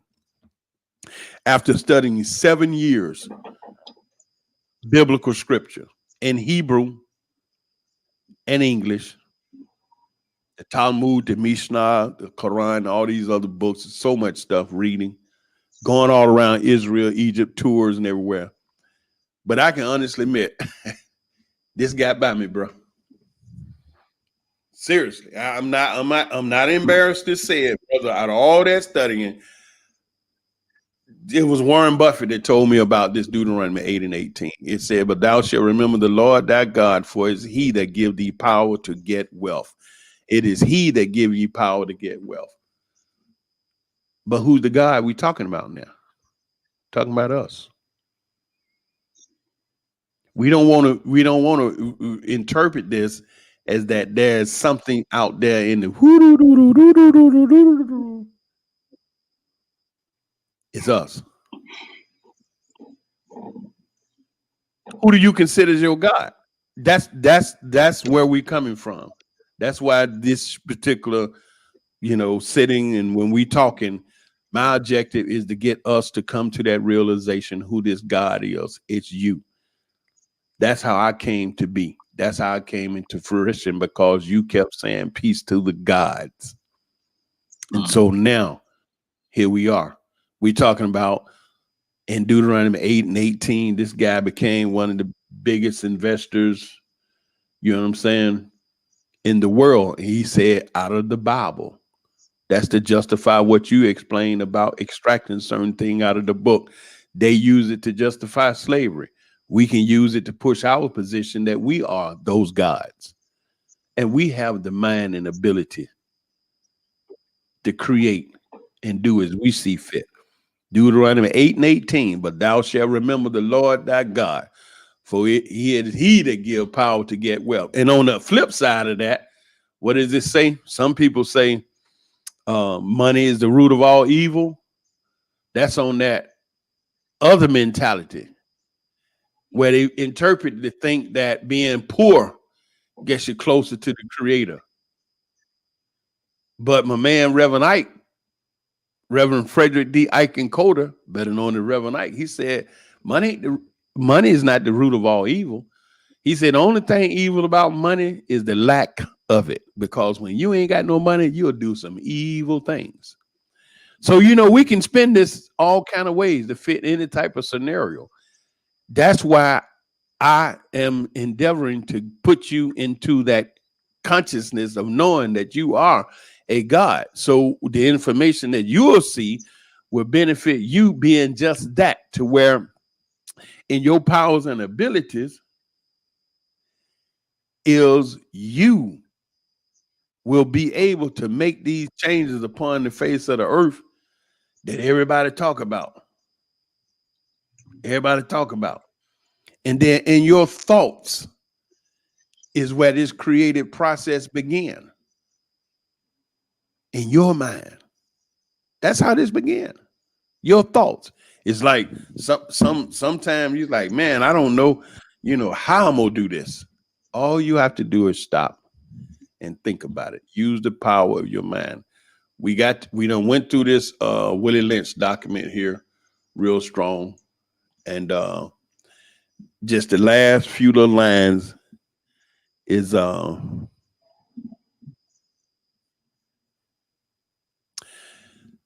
Hinckley Berry, speaking in Virginia House of Delegates in 1832, described the situation as it existed in many parts of the South at his time. We have, as far as possible, closed every avenue by which light may enter the slave's mind. And we understand he's saying that we have, as far as possible, closed every way in which the slaves can become intelligent. If we could extinguish the capacity to see the light, if we could stop the way, any way for them to become intelligent, our work would be completed. They would then be on a level with the beast of the field, and we would be safe.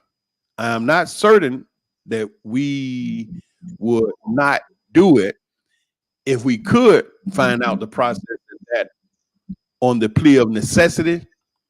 And this was taken from Brown America, the Story of the New Race by Edwin D. Embry, 1931 Viking Press.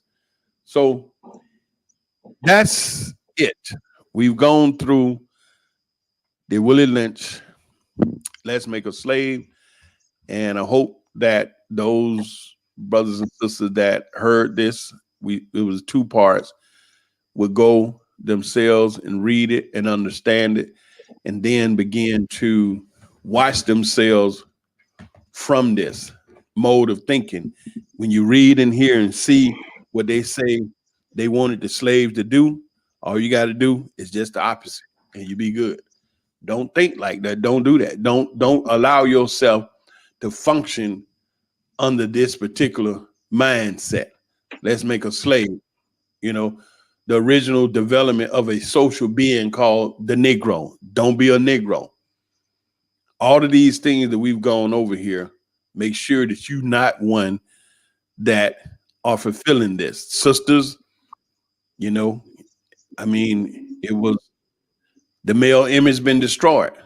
Your brothers, you don't see that strong, beautiful Nubian king trouncing and treading and caring for the family and being a great role model for the children like you should. Yeah, you see some athletes, and then but why is it that you see it seems like been kind of lately regular that a lot of our brothers, especially football players, are always caught up in some balagans, some foolishness, and then they just won't let the brother, go out with a real positive, image. Like you mentioned, Steve Harvey.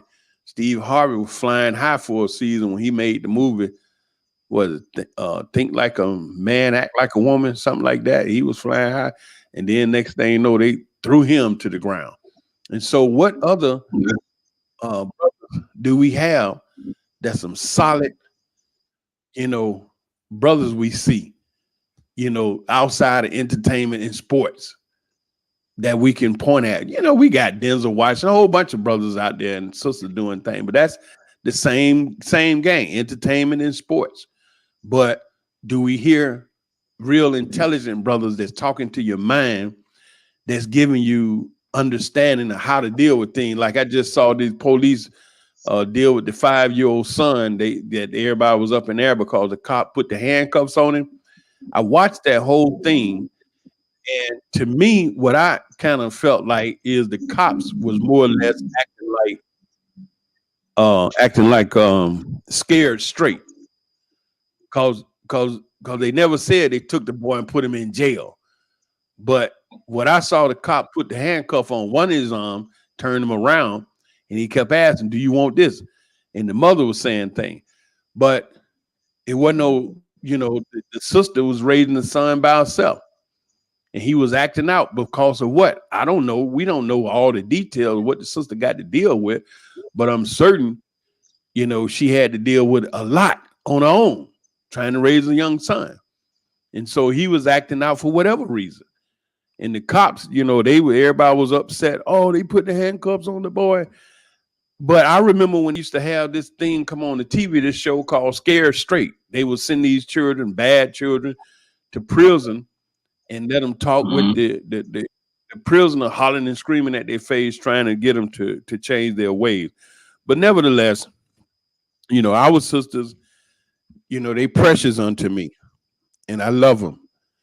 Even though, they may be doing what they're doing. The reason why you don't hear me get down dirty on the sisters is because I know what they're having to deal with, bro.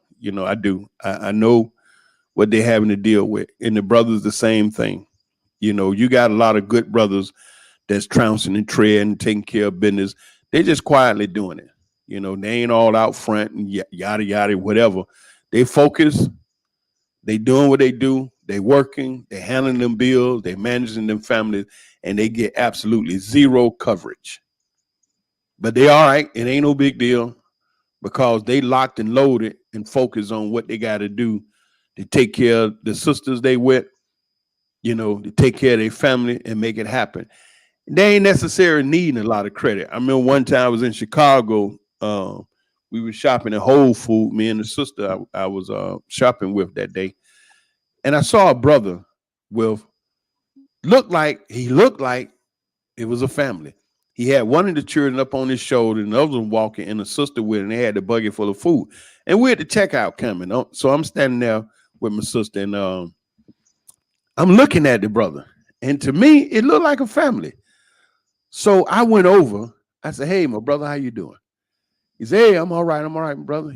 And so he looked like, "What's up?" I said, "Is this your family?" He said, "Yeah." "That's your wife and kids?" He said, "Yeah." I said, "Can I shake your hand?" He said, "Yeah." He said, "What's up? What's this for?" I said, "I just want to say thank you, brother. Thank you. Because I don't see this much.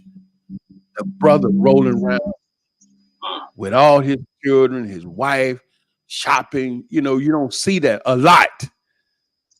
But on them other families, you see that." And so I'm like, where are my brothers at? They're dealing with this thing. They dealing with. I went over and shook the brother's hand. I said, "Thank you, man, for being a father, a husband."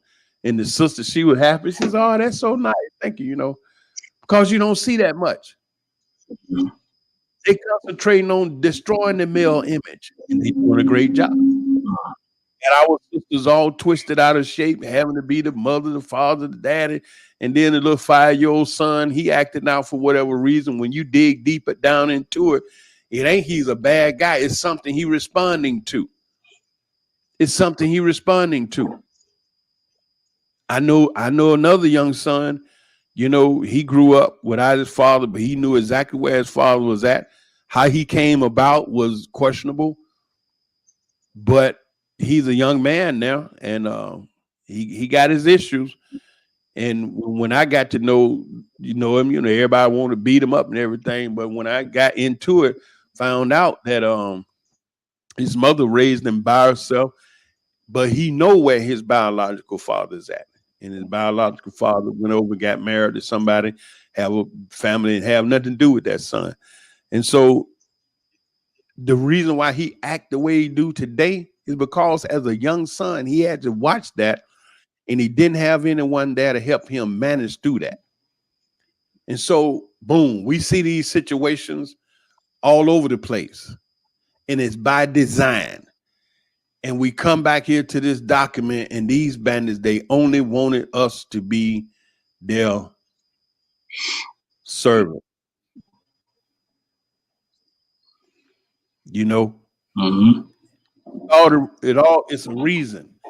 And so the reason why I wanted to share this information, this here document, Let's Make a Slave, is to begin to give us some understanding as to why. So our people can, we can wait a minute now. Hold up, stop, calm down. It's wait a minute. Hold it. Understanding, even in the Bible again, it said what? With all you get what? Get you an understanding. And so this is what we're talking about. Understand why is it like that? Ain't nothing wrong with black folks. Ain't nothing wrong with Nubian brothers and sisters. We responding to a situation that most of us wasn't even aware of. This here mental programming. We didn't know this. Some of the people here, they never heard of this. Some of them have, some of them haven't. But then for to come here to your show and listen to somebody read it to you and compare,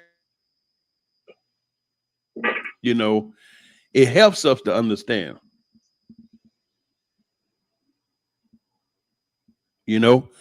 And so That's a fact. That's all there is to it. I don't want to have anybody misunderstand it, but we got to get into this. I know it takes the time. You got to go through it, and if you ever expect to, get beyond it, you have to know what it is. The hardest enemy to defeat is the invisible one, and this is an invisible program that's been running in our minds for centuries, and we got to get past it and get back to the mind that we're created to have. That's the point. Just start with self. That's the point. Mm-hmm. Absolutely. So, it definitely starts with self. Yeah. I hope that I've said something to help our people to see better, see ourselves, and to love each other as we know. We can be loved, man. It ain't nothing like black love. Ain't nothing like, I used to sell incense here in Israel, and we had an incense called Black Love. It was the most sold incense. All the incense everybody on the street. Yeah. No matter the color, everybody want black love. Yeah, everybody needs that. Yeah, man. Mm-hmm. Ain't nothing like black love, bro. It used to be, Shachur, Ahava, Shkora. Ahava is love. Ahava is love. Shachur is black. Shachur. Ahava, Shkora. That was the name of the incense. I used to be out there. Kitore, Reakto, Rechot Neimim, Ahava, Shkora, Kokas, Tube Divine. I used to be out there, bro, setting them incense. If black love was the number one jump out the box, 12 for 10 shekels. Ain't nothing like black love. So, yeah. What's that smell? That's that black love. That's that black love is ready to buy it up, boy. They snatch it out the box before you get to it, man.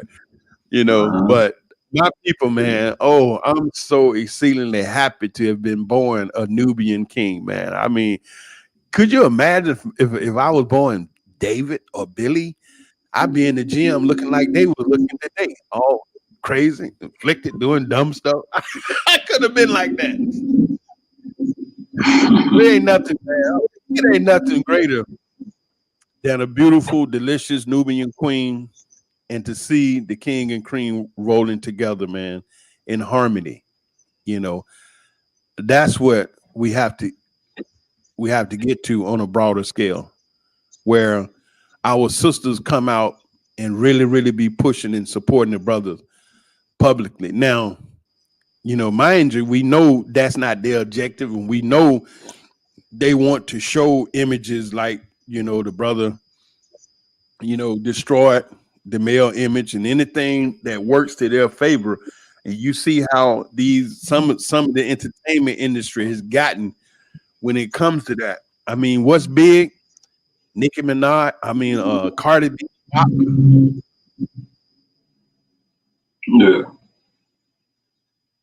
Yeah. All these really degenerative, derogative, negative, terrible images for our people to look at. Blockbusters, millions and millions of views, a lot of money, fame and fortune, saying something completely stupid. But that's why we here, brother. And I had a good time. Bro. I feel good. Real good. I'm thankful to you. I just want to ask the listeners to support the platform, the Cash App, OCTheGreatTV, so that we can keep hearing this, incredible information. And the document that I was reading from was the Willie Lynch, Let's Make a Slave. I got it off of the Final Call website, finalcall.com news. We can go to Final Call, and it's the Willie Lynch letter, The Making of a Slave. And so this is the plan and the intricate programming that they executed upon our people. And it worked. It has been working for hundreds of years. And that's what we've been working on. We working on cleansing our minds so that we can reconnect back to our inner. Okay. You know what, brother? Yeah. I feel like we need a different book now. I feel like we need something like The Making of a Runaway Slave. You know what I mean? Like, I feel like that's what we need. We need a balance. So we need a reverse to what's going on today. So I feel like we need to come up with some type of programming to really get us out of that state of mind. Making of a runaway slave. You know what I'm saying? So yeah, I feel like we need to come up with a deprogramming, detoxing, type of thing. But you said that, and I'm looking right here. An idea came to my mind as to how that could be done. He says in the document, I have a foolproof method for controlling your black slave. A book could be written, I have a foolproof method for freeing your black slave's mind. This says, let's make a slave. And then it says the making of a slave. The book could be written, the freeing of a slave mind. And so it could be written as a polar opposite of this. So if he lay out that, the cardinal principle for making a Negro, then we can lay out the cardinal principle for freeing a brother, a sister mind. And all this crossbreed. Yeah, everything just convert it back. So if you're talking about, languages and teaching them how to destroy all these points that he broke out here, a book can be written to put out just the opposite. Kind of like how Malcolm X did. Yeah, exactly.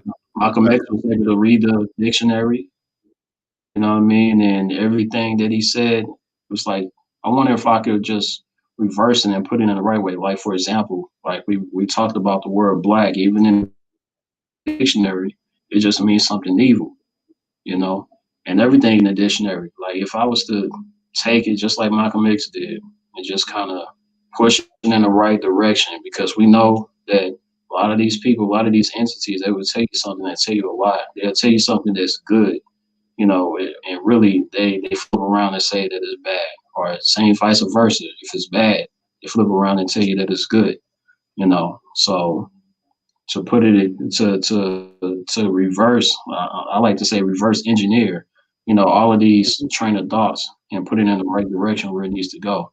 I feel like that's what we should be doing, just like what Malcolm X did before he became fully conscious. So, but yeah. Mhm. Exactly. We Mhm.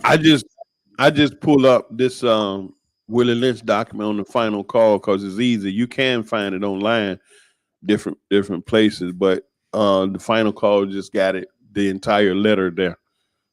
That's why I use it. That one. But yeah, it's online. You can get it.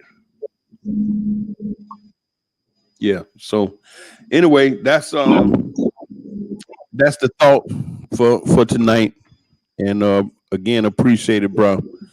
And I'm really encouraging the people to donate. Don't function on the slave mind. Let's support the platform. I mean, you got that $1,000, go on and drop it in the cash app. $2,000, but whatever you can assist to help keep the platform going will be greatly appreciated. And we don't want to be looking, we went over that mentality now. And so we're not going to function on that mentality. But I appreciate it, great brother. You're good. It's Appreciate you. 5:11 in the morning. I appreciate it. And, Man, more information. You're a soldier. You be standing all type of hours. You're a soldier. I'll tell you that much. Yeah. It's okay. Mm-hmm. It's okay. It's the love I have for my people, and I'm passionate about it because this is who we are, man. I know us, man. I can't say it enough. I know us. I know who we are. And we coming out different. We're not trying to, create an organization. We're not trying to start a movement. We're not doing it anything like what's been done. We want to give the information to empower the thought process so that we can use this mind in a level that we haven't been introduced to for quite some time. That's all this is about. We don't need to be a big organization, movement, making a whole bunch of sound. It's just thought. It's just thought. So anyway, oh man, I had a great time, brother. I enjoyed it. Can't thank you enough. I got another subject, we can get together on at another time. But I love my people. That's just all it is to it. I love my people all the way around the board. And I just want to see us get back and, get back to where we're supposed to be. And we are, this thing ain't over with. This is the beginning. We're in the age of Aquarius, and that's the age of enlightenment. And we're going to move in this manner that, we're going to be invisible. Hardest enemy to fight is invisible enemy. We don't need to be out there making a whole bunch of noise and throwing up smoke and trying to tell everybody what the plan is, the agenda. We're not going that way. We got enough history. We got enough lesson on how they work, what they do, and all of that. And so being that we're experienced with this guy, we should now know how to defeat him real easy. We got more time with this creature than anybody in the America except the Native Americans. And so at this point, we should be white man master. We should be able to think and know what they're going to do, know what they're thinking about before they even do it. Because in this document, it said, learn to watch them with keen eyes. And so our people now at this point, we should be, hey, lay us out a plan, keep your mouth shut, plan your work and work your plan. Next thing you know, kaboom. Like what? What they doing? You know, it ain't all, you know, I'm not that type of brother that's looking to, you know, be a leader or head of an organization or a group.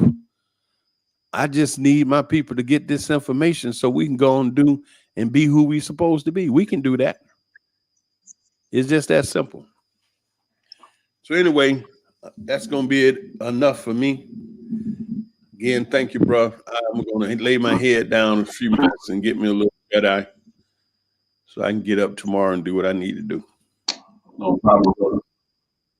No problem, brother. We appreciate you. Now I don't know if you want to end it out because you started some the very first show. How you ended out with a prayer, things like that. Not sure if you want to do that tonight again. You know, so yeah. But yeah, I could do that prayer. It was, you know, nice little prayer in Hebrew. mm-hmm. Okay, absolutely. Because it's the power in the tongue. You know? I'll say a nice little short prayer in Hebrew, and then, you know. Okay. O Avinu Asher Nim Sabat Shemayim, Elohei Avraham Yitzchak v'Yaakov, El Shaddai El Elyon, Hu Shebekarmanu Makol Ha'amim Asher Al Panei Ha'adama Lihiyo Am Tikulato, Ein Beinka, Ein Chimucha, Mi Yakol Amo Nikdeh Yahweh Barul Lanu Af Echad, Gam Yahweh Barul Lanu, She'anu Rak Yeladim, Barulanu Yahweh Chayavim Laz Lechabel Ezra Mimcha.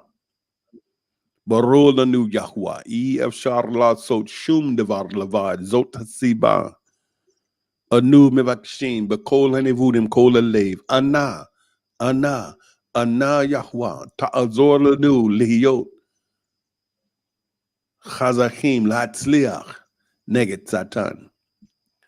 Na Yahweh Ta'azor lanu Lehatzliach neget Satan. Abba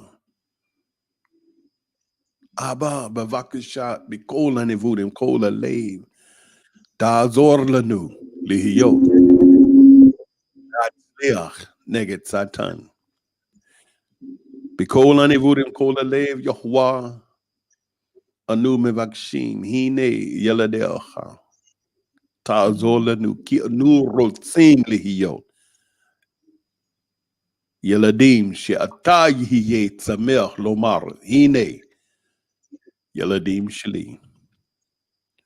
Rov todod lecha yehiz damnu liftoch lepe sheli litpele lecha me'o Torah ein mila lagi Torah maspik in kol halev Yahweh rov todod lecha Selah. I in Hebrew the Holy Tongue beseeched upon the Holy One of Israel to assist us at being successful against the evil one. I explained that we are his children and we know that we cannot be successful by ourselves. And this is why I'm asking in all humility to assist us to be successful against the evil one, that you would be proud, that you would be proud. Is proud. That you would be proud to say that here are my children. That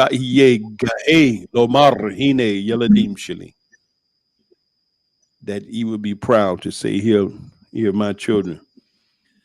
And then thank them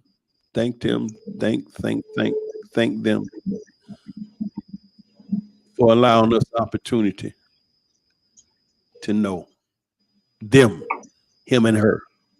Selah, ended the prayer. I say he and her because we do have a mother goddess that is never spoken about. Our mother, who is the goddess that he was speaking to when he said, "Let us make man in our image." The image was male and female, Adam, Adam, Chava. So yes, he was speaking to our mother. Okay. All right.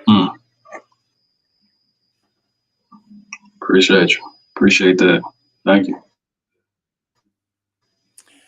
You're welcome, Thank great you for that. brother. All right, brother. You know, you're always welcome to the platform. Whatever you want to, whatever you feel in your mind, feel in your heart that you would like to speak out about and teach us, you're welcome. You know, so absolutely. All right. Well, I'll let you go to sleep, man. I know. All right. All right, man. Yeah. Have a good one. Yeah. And peace to you guys. Peace When to you you guys. speak to Master J again, just tell him I said shalom, okay? Absolutely. And he watches this show, by the way. So, you know, he definitely watches it. So I'm pretty sure he's gonna hear you. But absolutely. I got you. Yeah. Yeah, I like to talk about him because Master J is the physical representation of the spirit of many of our people. He brought it all into a physical form.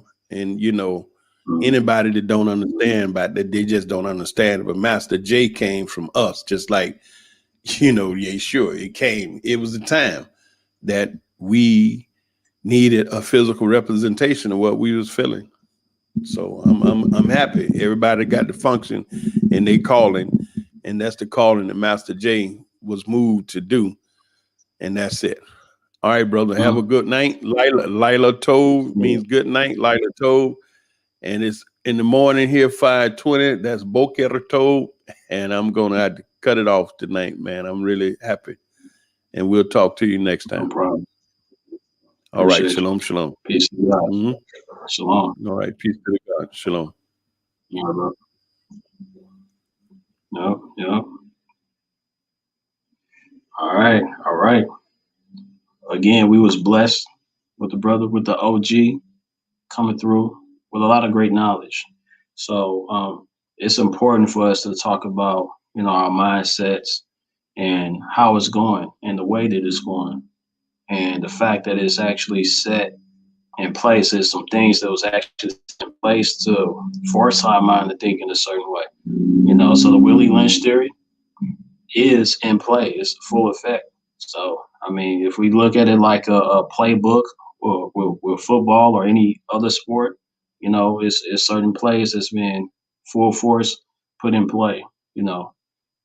Now it's up to us or what type of defense that we would like to put up against that, you know. So coming up with the idea of reading the Willie Lynch theory and then flipping it around to get your mindset out of that should be the move, you know. And one thing that someone mentioned, and you should know for a fact that I'm working on this unity, because one thing that was mentioned in the Willie Lynch letter, I like to say the Willie Lynch theory, but the Willie Lynch letter was the fact that basically said if you divide them, you could conquer their mind. You know, so turning the young against the old, the mother against the father. You know, males and versus females and all that stuff. I would like to get away from that. You know what I'm saying? So if we reverse engineer those thoughts, we can move into the right direction. You know what I mean? So we have to re-cleanse our mind. We have to rewash our mind. You know, you have to go backwards just to go forward again in the right way. You know what I'm saying? So just wanted to tackle that. And yes, share the platform. Share the platform, share the knowledge. You know? I give you guys permission to take cuts out of this video and share it. You know, share the information. This information is for everyone. You know, so take cuts out of this video if you want to. Share it on different platforms. You know, just put it out there. It's needed. The people need it. The children need it. You know, this is a clean platform, so you can play this to the children. you learn to the children. You know, they can learn as well. You know, so they're not too young to hear positive information and good information. You know, they have to grow it. We have to sow seeds and watch it grow. You know what I mean? So yeah, it's definitely a Willie Lynch document. So at this point, I'm just gonna read the comments I missed.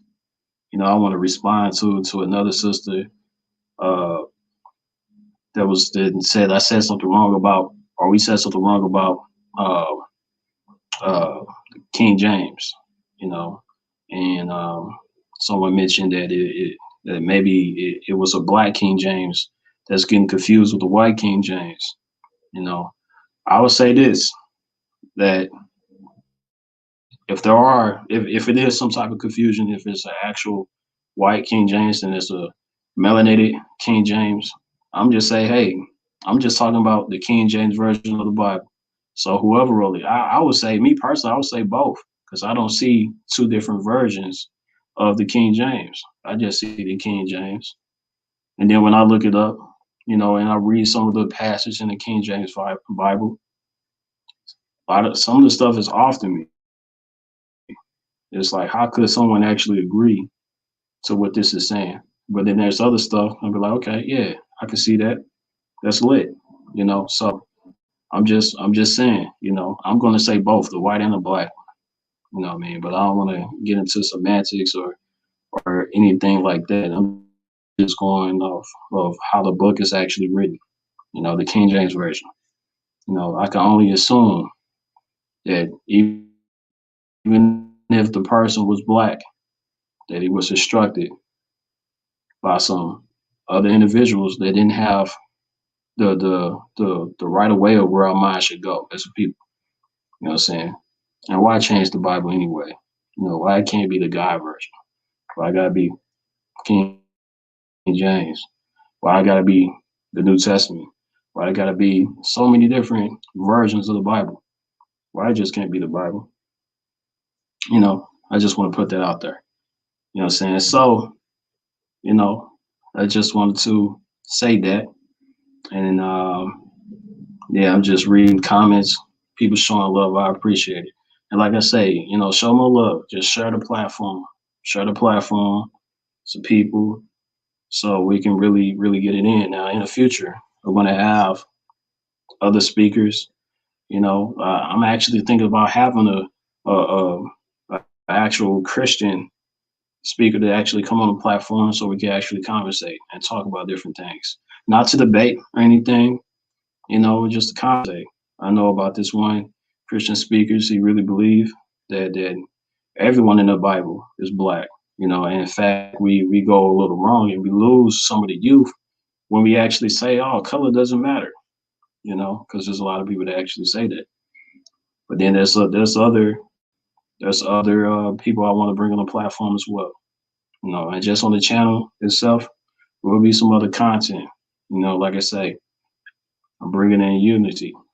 You know what I'm saying? So it's a bunch of different looking people in our communities that's actually righteous and have like a good mind on where we should go as a people. But for some reason, like because we consider ourselves conscious, we start to judge different people that look different. We start to judge the sister with the weave in her head. We start to judge the brother that look like this, that, and the third. You know what I'm saying? So we all come from different backgrounds. Nobody's perfect. You know what I'm saying? But we should be moving together in the right direction. All right. So, you know, we're gonna get it in. And I appreciate y'all for hanging on, you know, for almost 2.5 hours. That's love. It's all love. You know what I'm saying? So, you know, but yeah, I'm gonna read some comments. I'm gonna go ahead and sign off, you know, in a second. You know what I mean? So let's see.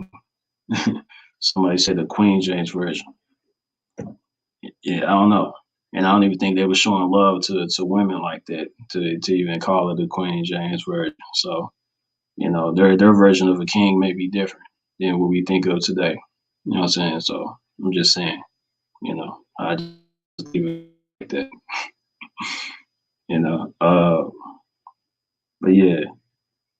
Yeah, so a lot of love. So anyway, I'm going to go ahead and shut it down. You know what I mean? Go ahead and shut it down. You know, like I say, I share the platform, hit the cash app, stuff like that. So, because, you know, cash app, it will definitely support everything that I'm doing. You know, so if I want to go on a roll, I can definitely go on a roll and do things, interview different people, get certain things, better camera, better equipment, you know, stuff like that. You know what I'm saying? You know, just showing love to the platform. Everything is appreciated. You know what I'm saying? So, you know, so yeah. Peace to the Godz. You know, y'all have a good night or a good AM wherever you from. I saw somebody from China. That's love, you know. So peace to the Godz, and always remember, you know, it starts with you. Matter of fact, I'm gonna leave you with this. Actually, you know, when I found out that I was a God, you know when I found out? When I kept on praying and nothing happened. The only time something happened is when I actually got up and did for myself. That's when I realized, I'm like, you know what? I might as well pray to myself, because that's the only how something's gonna happen. And I'm gonna leave you with that. All right. So peace to the guys. More love. Yeah. They insured the ships, they paid for the whips, they funded the expeditions, they paid for the trips, and they talk about genocide, they funded our Holocaust, they screaming out Mazel Tov from throwing the Molotov. Hit you in your noggin, now your yarmulke falling off. It's Yahweh or the highway, you'll be dead when the shotties spark. When the shots hit your chest, it'll burn like Bacardi Dark. Return of the Falasha, kill the white Jew imposter, because you lack the matzah to deal with my people proper. Now you gon' have to deal with this bleeping shotgun, the slumlord. The moment you see me, you know you done for. You even see my face on your TV, you better run for it. The evil Hebrew, unequal, you claim to be the chosen people. The wrath of God come to see you. No respect for Israel, you criminal, set the colony. You hate me cause I'm speaking the truth, you try to silence me. I believe in my God and in my gun. And you say, well, you don't really believe in God. If you believe in the gun, I believe in God and my gun. And I pray that He will bless you. When it's time